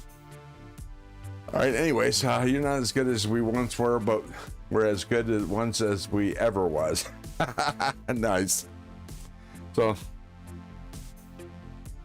what's difficult here is the fact that I'm working with a limited amount of space here, as you can see.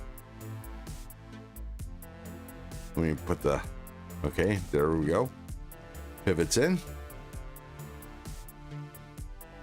All right, let me lube up the bearings.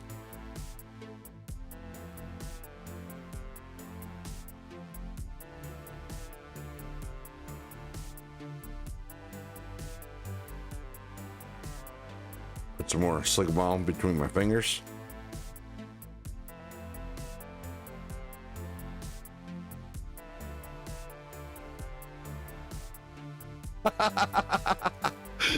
Yeah, possibly, Derek.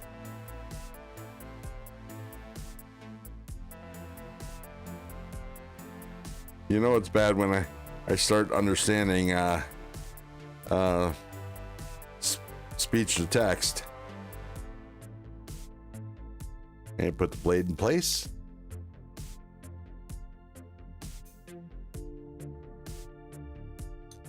All right.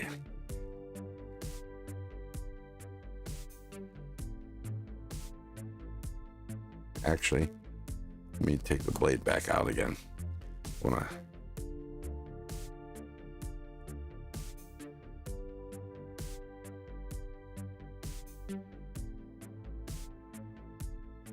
I didn't show you, but the lockup was poor. Only about 10%. You did your job.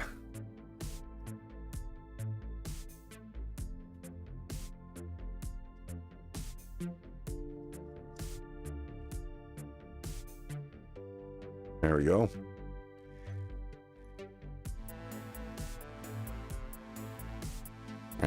blades in place.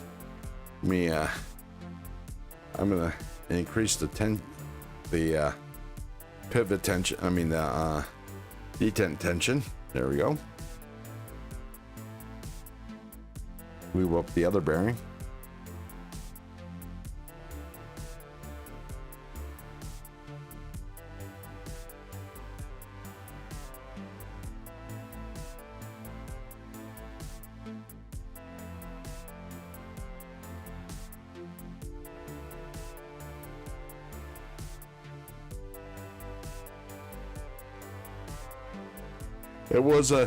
It was a apropos there, Derek. Very fitting. All right, put this scale back on. I mean liner. And the scale. Oh, wait. Forgot the stop pin.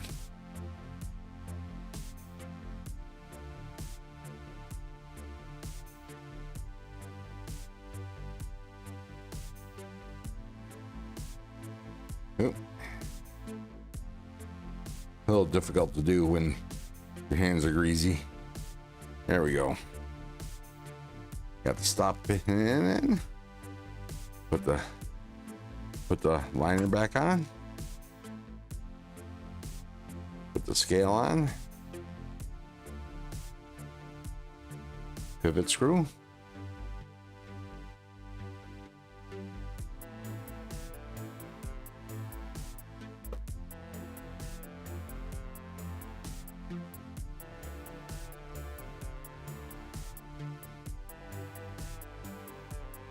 There we go.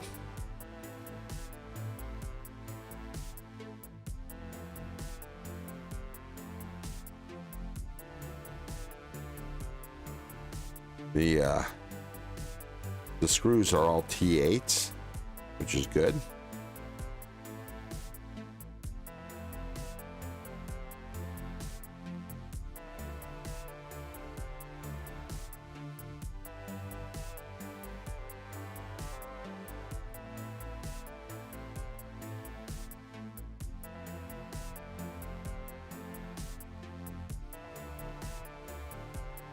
We're almost done.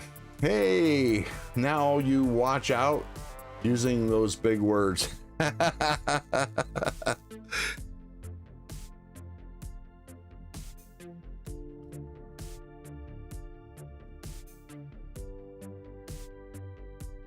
So we had a big rush of people, but they all skedaddled.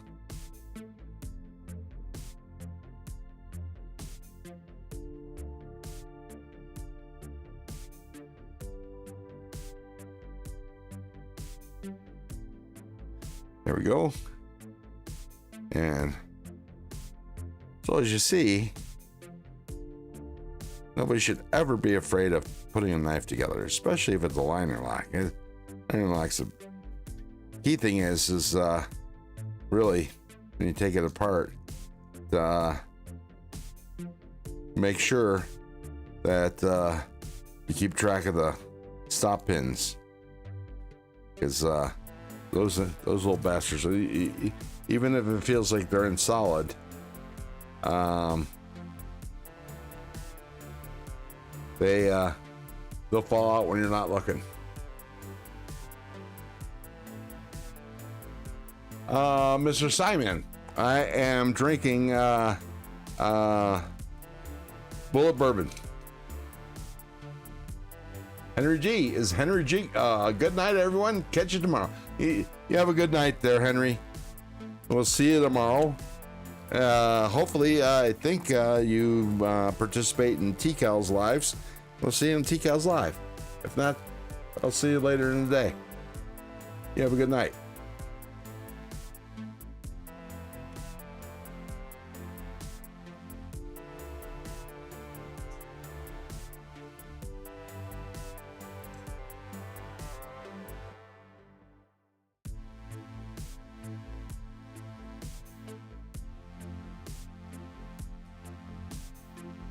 There we go. Oh yeah, no lock stick. It's gone. Let's see what the lockup is like.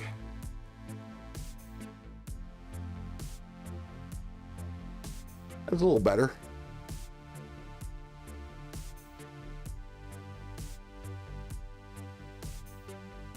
Might have to take care of that at a later date. Well, and Four Roses, it's all made at the same distillery. There's only like 4 distilleries in Kentucky, just FYI. And it's the same distillery that, whose distillery is it?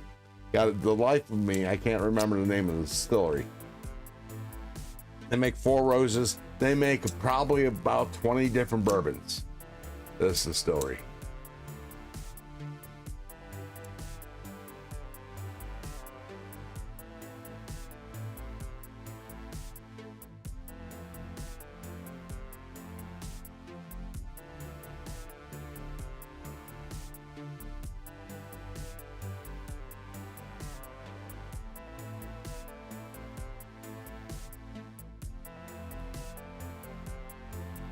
I think it's Knob Creek.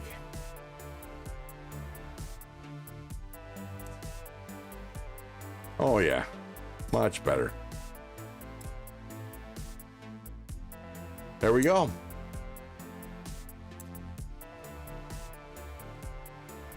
So we worked on 2 knives tonight. Successfully. Where'd the knife go? Where'd the purple knife go? Oh, here it is. Worked on Mo Patty's knife. She won this via DSKFS on my live stream earlier today. I gave away 2 knives. This and a Artisan Rebel.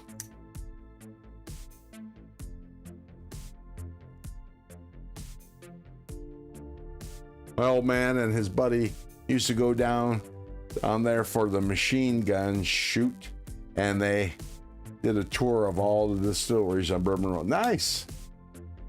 I would love to go and check it out. Yeah, it was Knives of Life, I think. DSKFS to Mo Patty.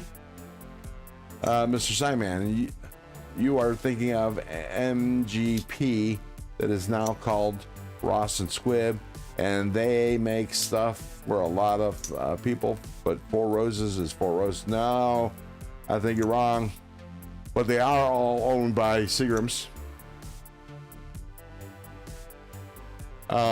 Actually, I think it's Seagram's owns them, and who owns Seagram's? I forget.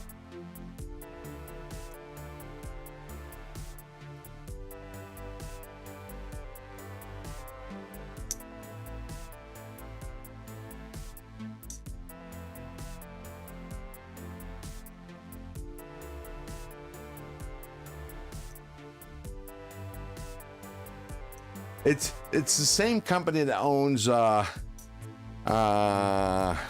Jesus Christ, I can't remember now.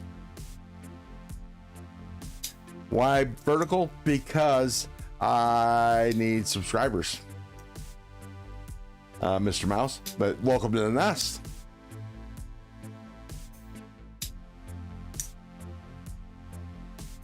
Now here's Derek.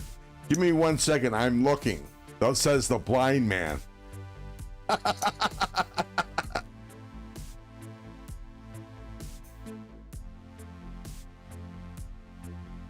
Anyways, yeah, so this was successful. I increased the spring pressure. Luckily they had adjustment holes for that, but lubed up the bearings and such.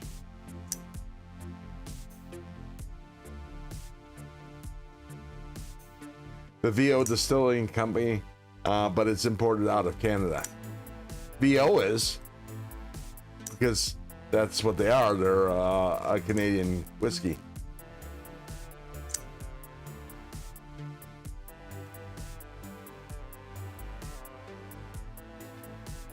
I'll tell you.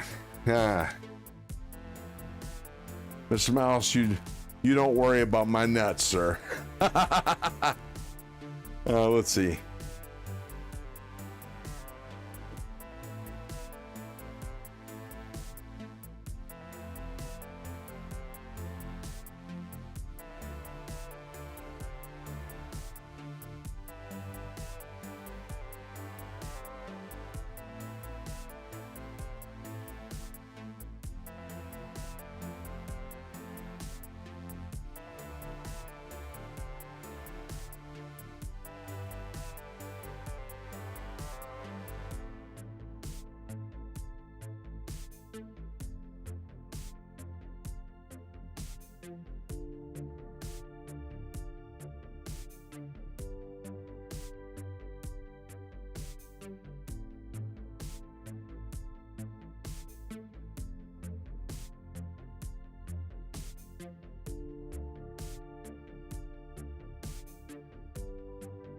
It's Diageo. Bullet, the distilling is in Shelby, Kentucky.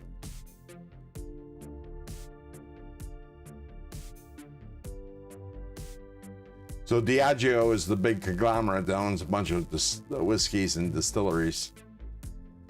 Previous production before the new distillery was built, Bullet was sourced from other distilleries, with Four Roses commonly cited as a previous producer.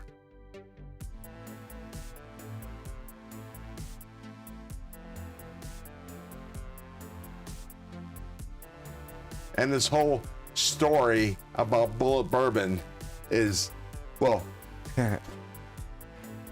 here's the funky thing, is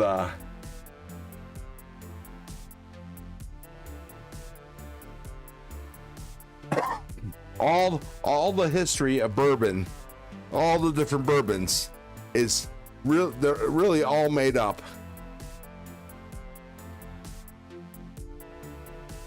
That's correct there, Simon. The real funky thing about it is all their stories, all their history is all made up. The first time I tasted Bullet Bourbon, I can't remember her name, but she was Bullet's daughter, and she was primarily responsible for bringing Bullet Bourbon out west and making it very, very extremely popular. She was the one that poured me my first bourbon drink. The daughter of the owner of Bullet Bourbon. She has been since ostracized out of the company by her dad because she was gay. So there's that. But most of the stories about bourbons are made up. Her father was the guy that supposedly found the centuries-old family recipe of bourbon, which was not real. They take a shred of truth and mix a bunch of myth with it. Beam is owned by Suntory in Japan, and Wild Turkey is owned by Campari in Italy. Gotcha.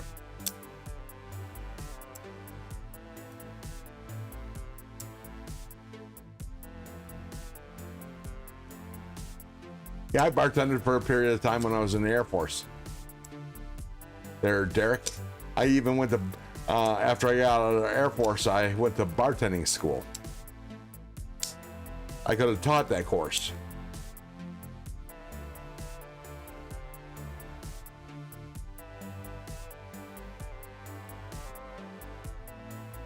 Our final, we had to take a 105 question test, and we had to, behind the bar, we had to pour 10 drinks. We stood there, the instructor ordered 10 mixed drinks, and we had to pour all 10 drinks within a specified period of time. And I failed the first time because I got stuck on the third drink. and I couldn't get past it. You know, it's like I got stuck with the recipe, couldn't remember it, and then because I couldn't remember that and I was focused on that drink, I couldn't remember any of the drinks afterwards. So they let me retest after everybody else tested, and when I took the test again, I scored way better than everybody put together on that on the test.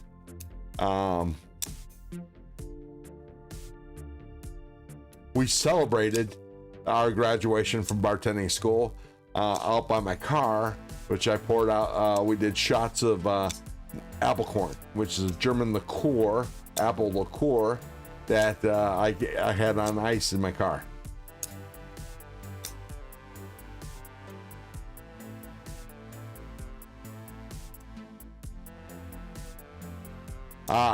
See, Simon, I can't afford single malt scotch anymore, but when I did, my favorite was Macallan, 18-year-old, in the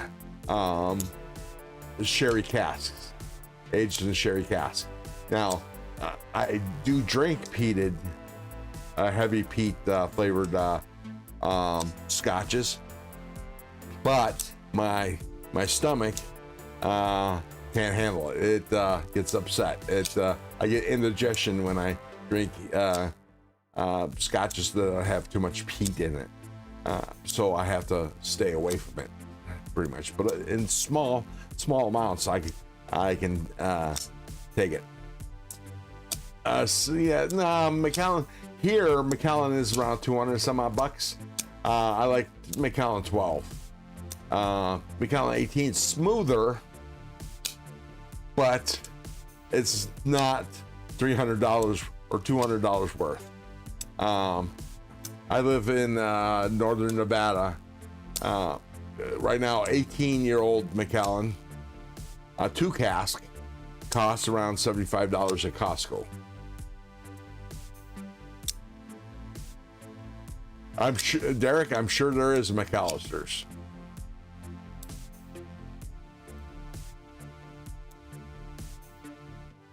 But when I do drink scotch nowadays, I drink Johnny Walker Black because that's more affordable.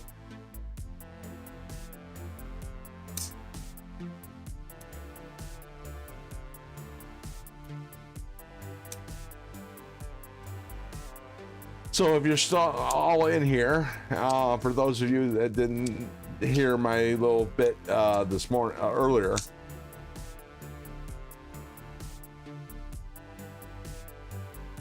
oh yeah, Derek, you definitely just sip it. That's for sure. I'm also a wino.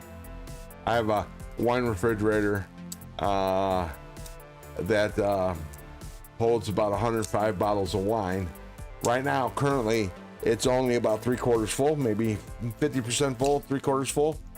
But I have cases, about 5 cases of wine that I can put in there in boxes. But I just haven't got around to it yet. I'd rather play with wines. Ooh, what did Simon say that got him deleted?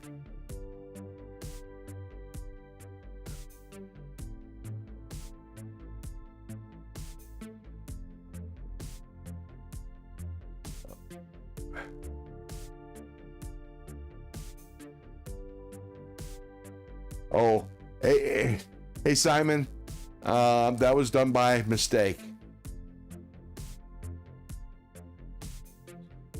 Derek, you need to watch where you click. It was weird. It wasn't like a normal Jack Daniels got her done drunk.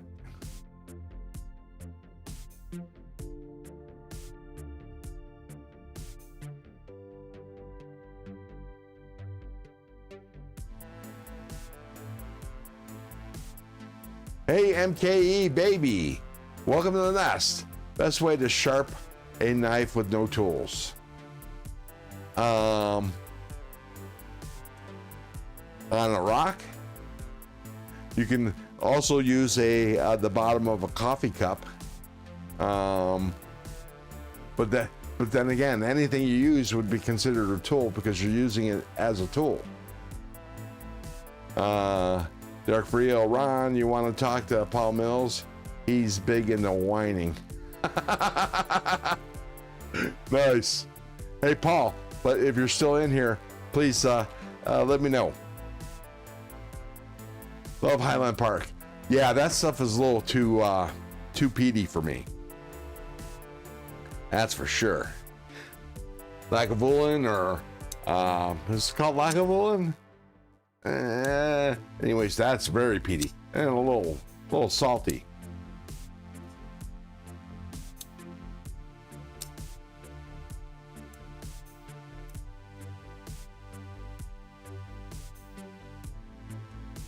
But yeah, so anyways, as I was saying, my 1 year YouTube anniversary is coming up.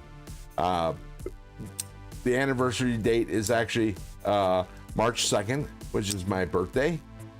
Lagavulin, yeah, it sure is, and it's because it's near the channel. It's very, very salty.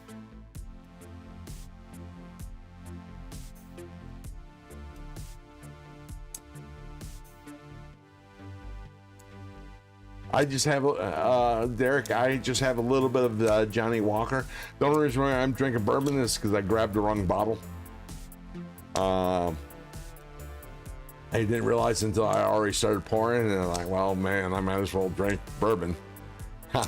Normally, during the live streams, I like having scotch as a treat.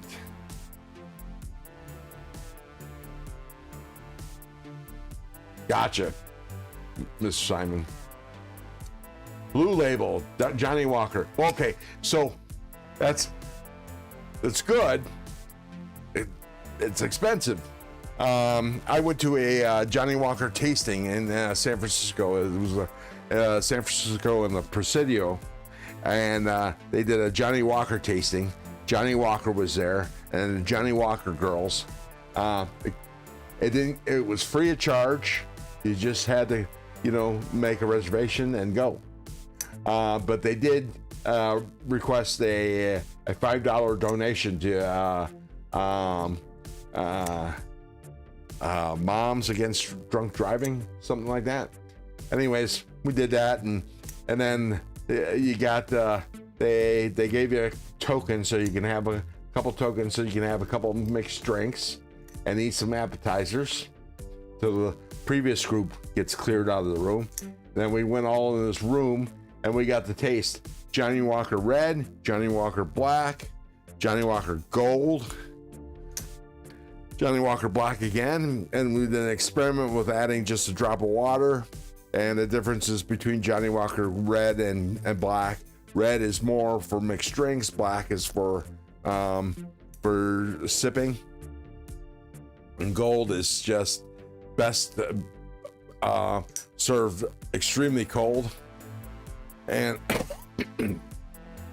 Johnny Walker Blue is just smooth as shit. So Johnny Walker Black is a blend, but it's a blend of 20-year-old scotches. And, it usually takes 20 or so scotches, different scotches, to create the typical Johnny Walker Black flavor. What is the cheapest one? Johnny Walker Red. I get Johnny Walker Black at Costco. It's 1.5 liter bottle for $48.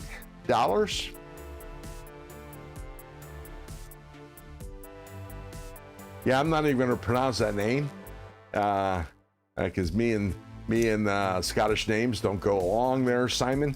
But it is about the only thing I drink from Islay, or Islay. I pronounce it Islay, but it's Islay. Or Isle, because it's not heavily peated. Some Bourbon is not heavily peated either. Yeah.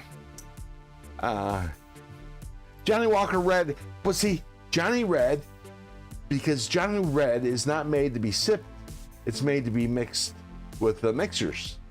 See, we tried it, they had us try it straight, and they had us try it with a little bit of orange juice.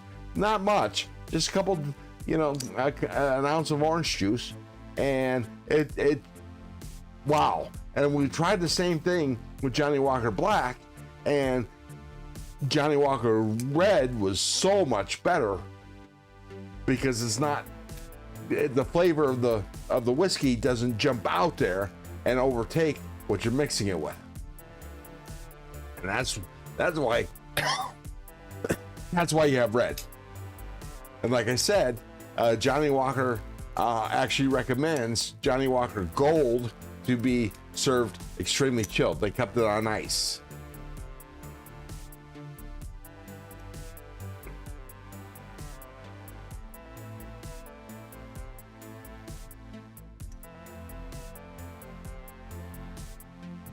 Well, Simon, so is Johnny Walker Black.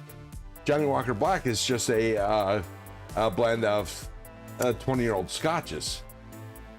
But Johnny Walker Green is, granted, it's if you're gonna go for me, I think the way I think about it is, you're gonna go for a premium blended whiskey that is not too expensive to break the bank.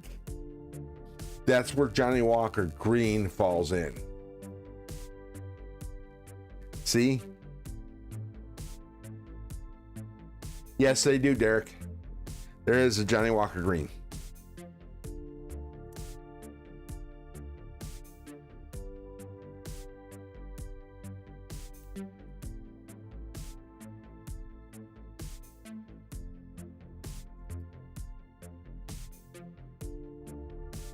I'll take your word for it, Simon. It was a long time ago that I went to that thing, so I might be remembering just a little bit off.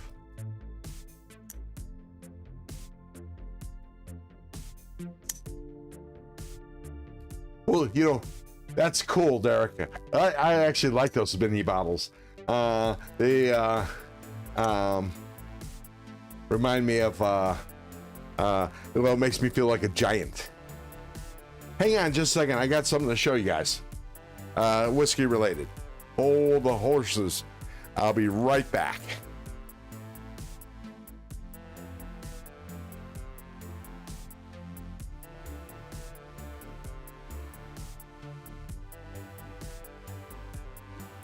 Nope.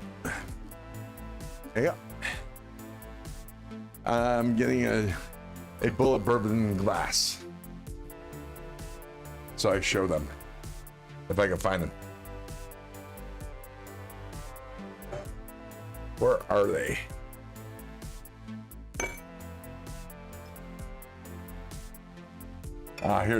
Here's one of them.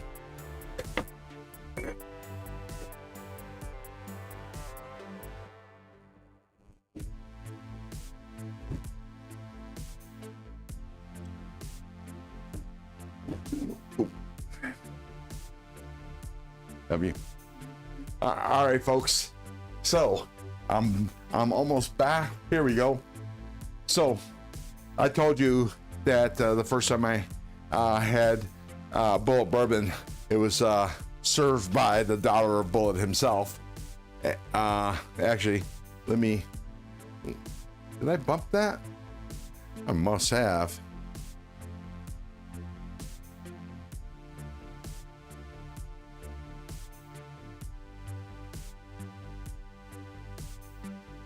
I did. Okay. Anyway, I see why. All right, so look at this. This is what it was served in. I ended up with a bunch of these. See this? It says Bullet Bourbon. All raised letters, just like on the bottle. I had a bunch of these. Now there's probably only 2 or 3 left. I just got a drink, put it in my pocket. Got a drink, put it in my pocket.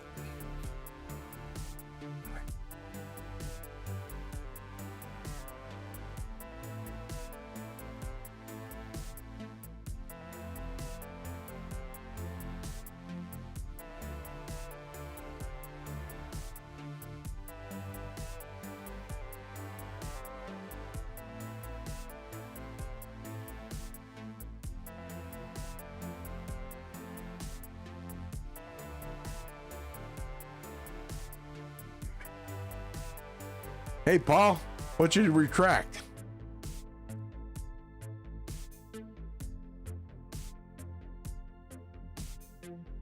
Oh, let's see. It's been 2 hours and 10 minutes.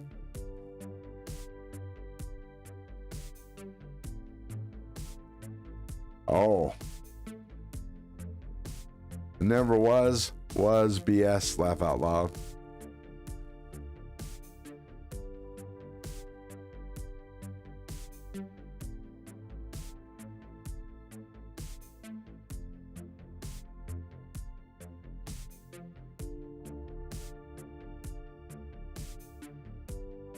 Oh, I see.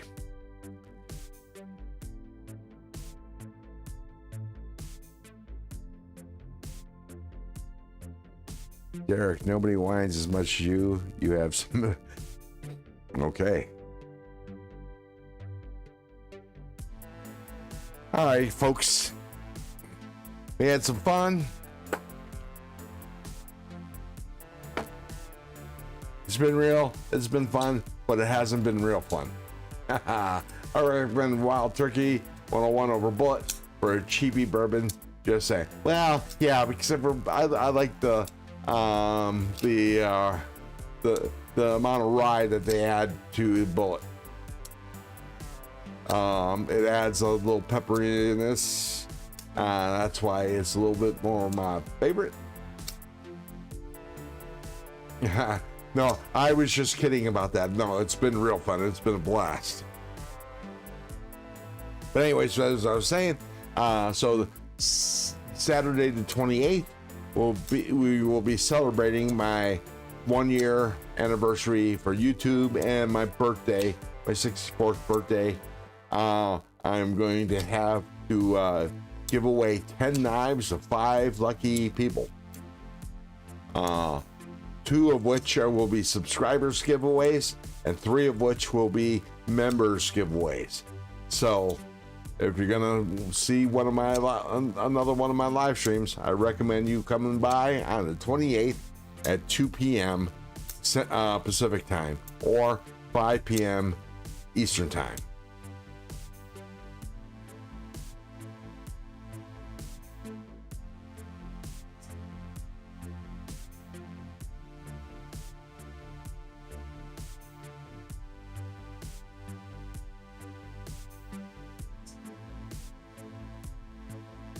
So that's 10 knives, at least 10 knives. Right now, that's what I'm planning. 10 knives to 5 winners. There's going to be 2 columns of knives, 5 knives this way, 5 knives this way. Your name gets picked by the comment picker.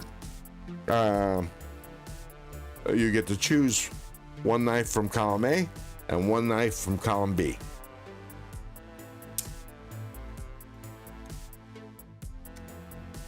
Have I ever had Wild Turkey rare breed? No. Oh, Thomas EDC Gates. I didn't see you sneaking in. I must have been lost in my story.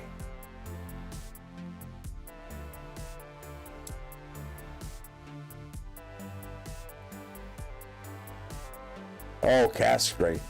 That's a little tough for me. I like to drink my scotch on the rocks, preferably a big ball of ice, but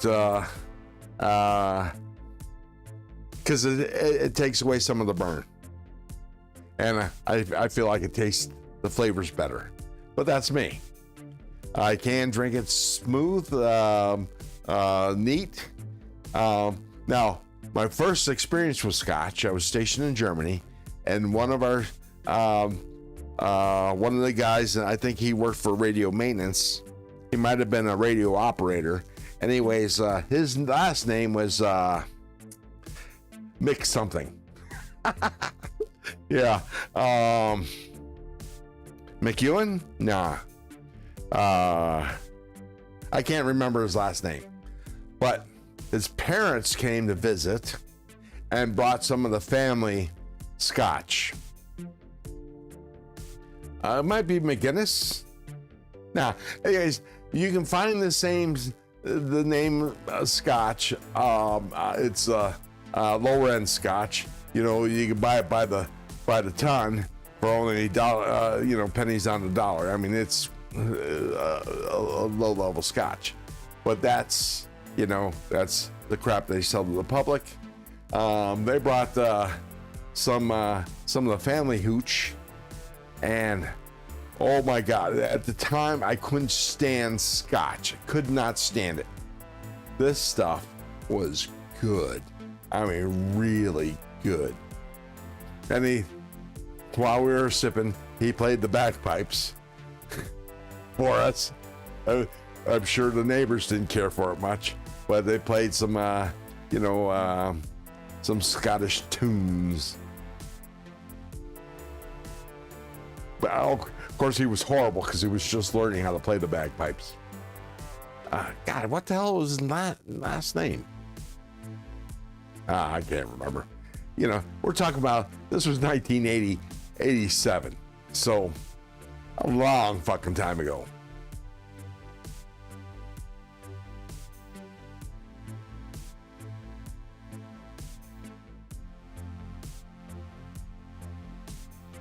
Gotcha, Derek.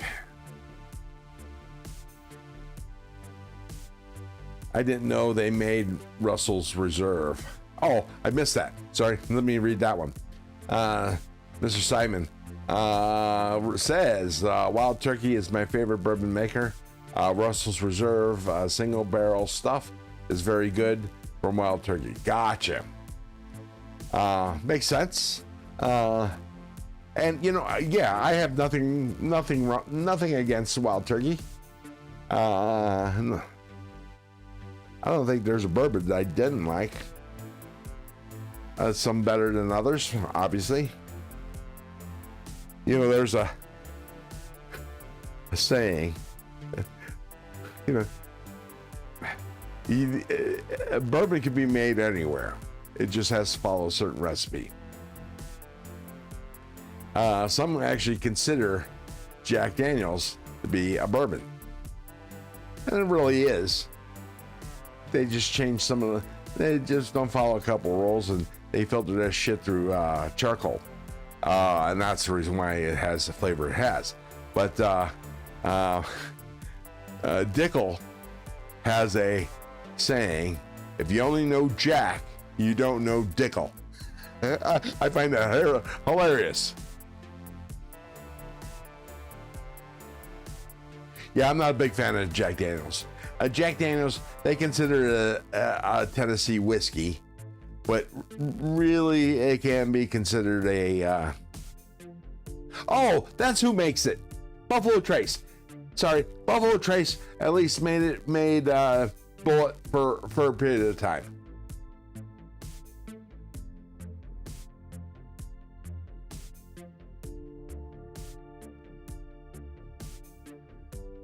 Buffalo Trace makes Jim Beam and a bunch of other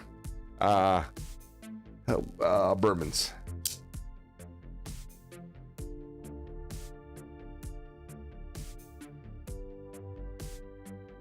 Now I got to tell you, Mr. Simon. So there's this distillery in Fallon, Nevada, and Fallon is where Top Gun is. But anyways, in Fallon, there's this distillery. I forget the name, escapes me right now.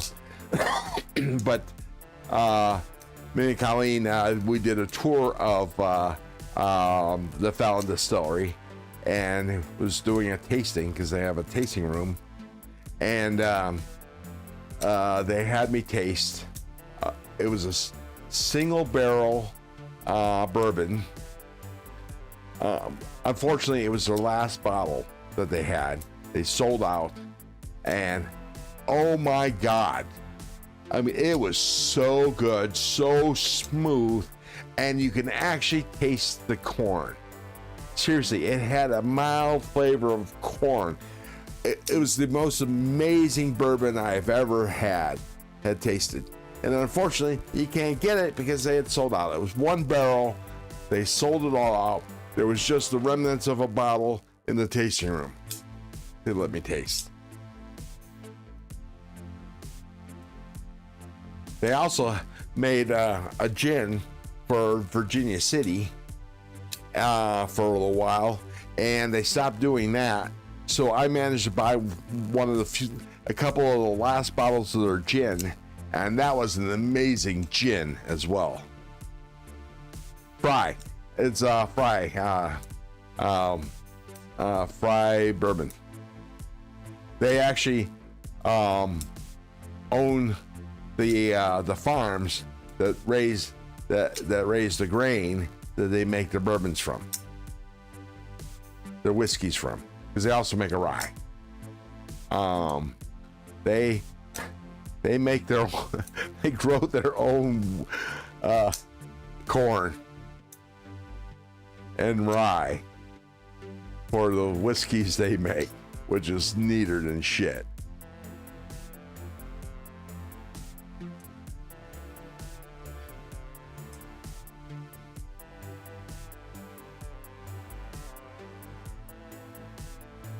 Beg to differ about Jim Beam.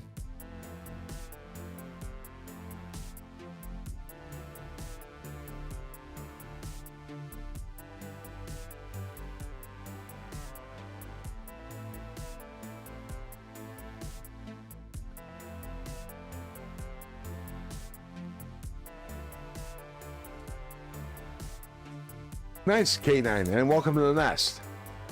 Believe this or not, this is a knife channel, but we devolved into talking about whiskeys.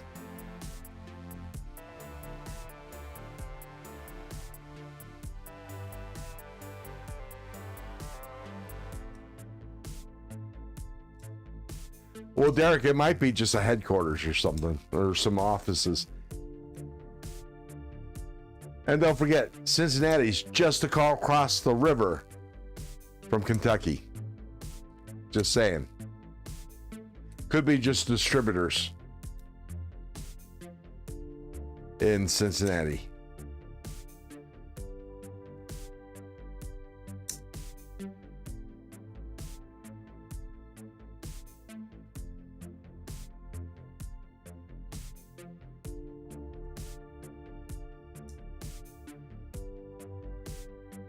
Gotcha, Simon. I didn't know that about Buffalo Trace.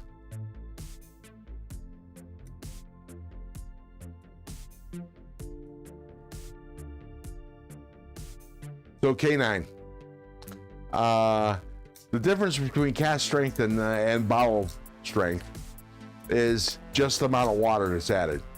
Seriously. Bottle whiskey is diluted from shit that they put in the casks.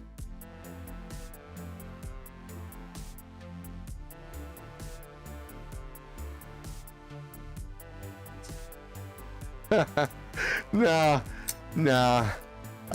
Derek.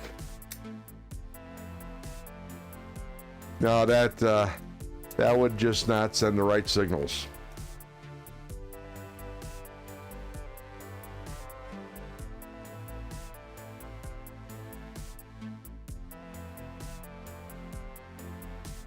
Okay, I believe that. I'm not a lover of Jim Beam. I think Jim Beam is probably like the Budweiser of the beer of the bourbon world. But you know, that's my opinion. That I believe. Simon.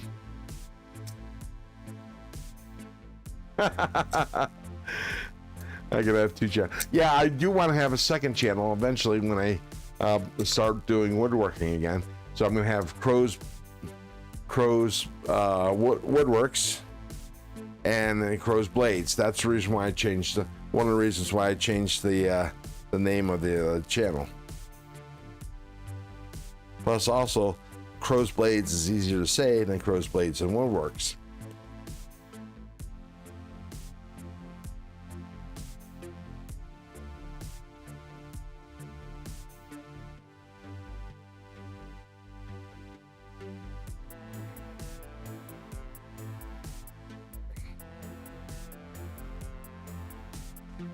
There we go.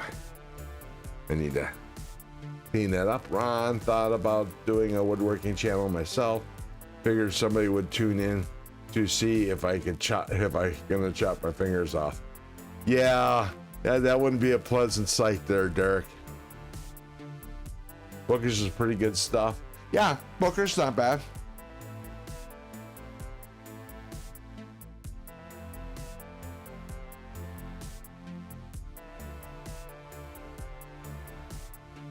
Called blind wood. Nice. All right, so I'm gonna take you guys out with me to the garage. I'm gonna have another smoke, and then we'll call it quits when I come back in. How's that sound? Because it is getting late. I still need to have a snack before bed, because doing these live streams is exhausting and makes me hungry. Knob Creek 12 is super solid from Beam and only $60. That's not bad for a 12-year-old.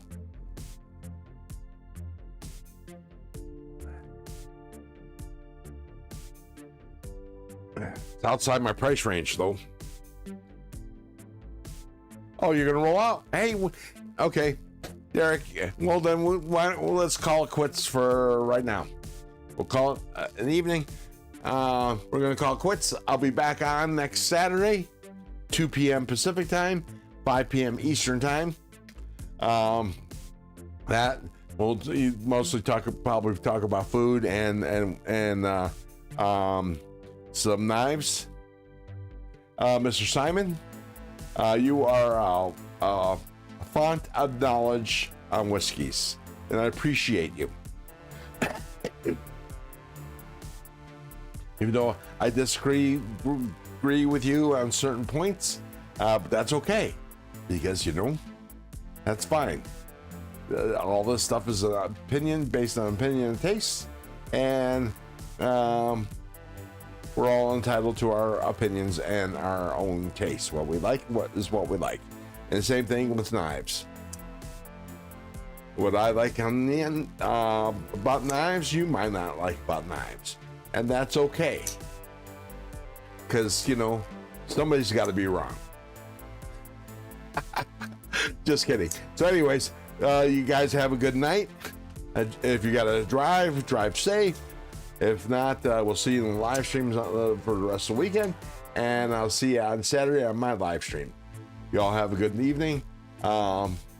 Keep your blades sharp and your wood hard. Adios, folks. Oh, I will, Derek. Y'all have a good night.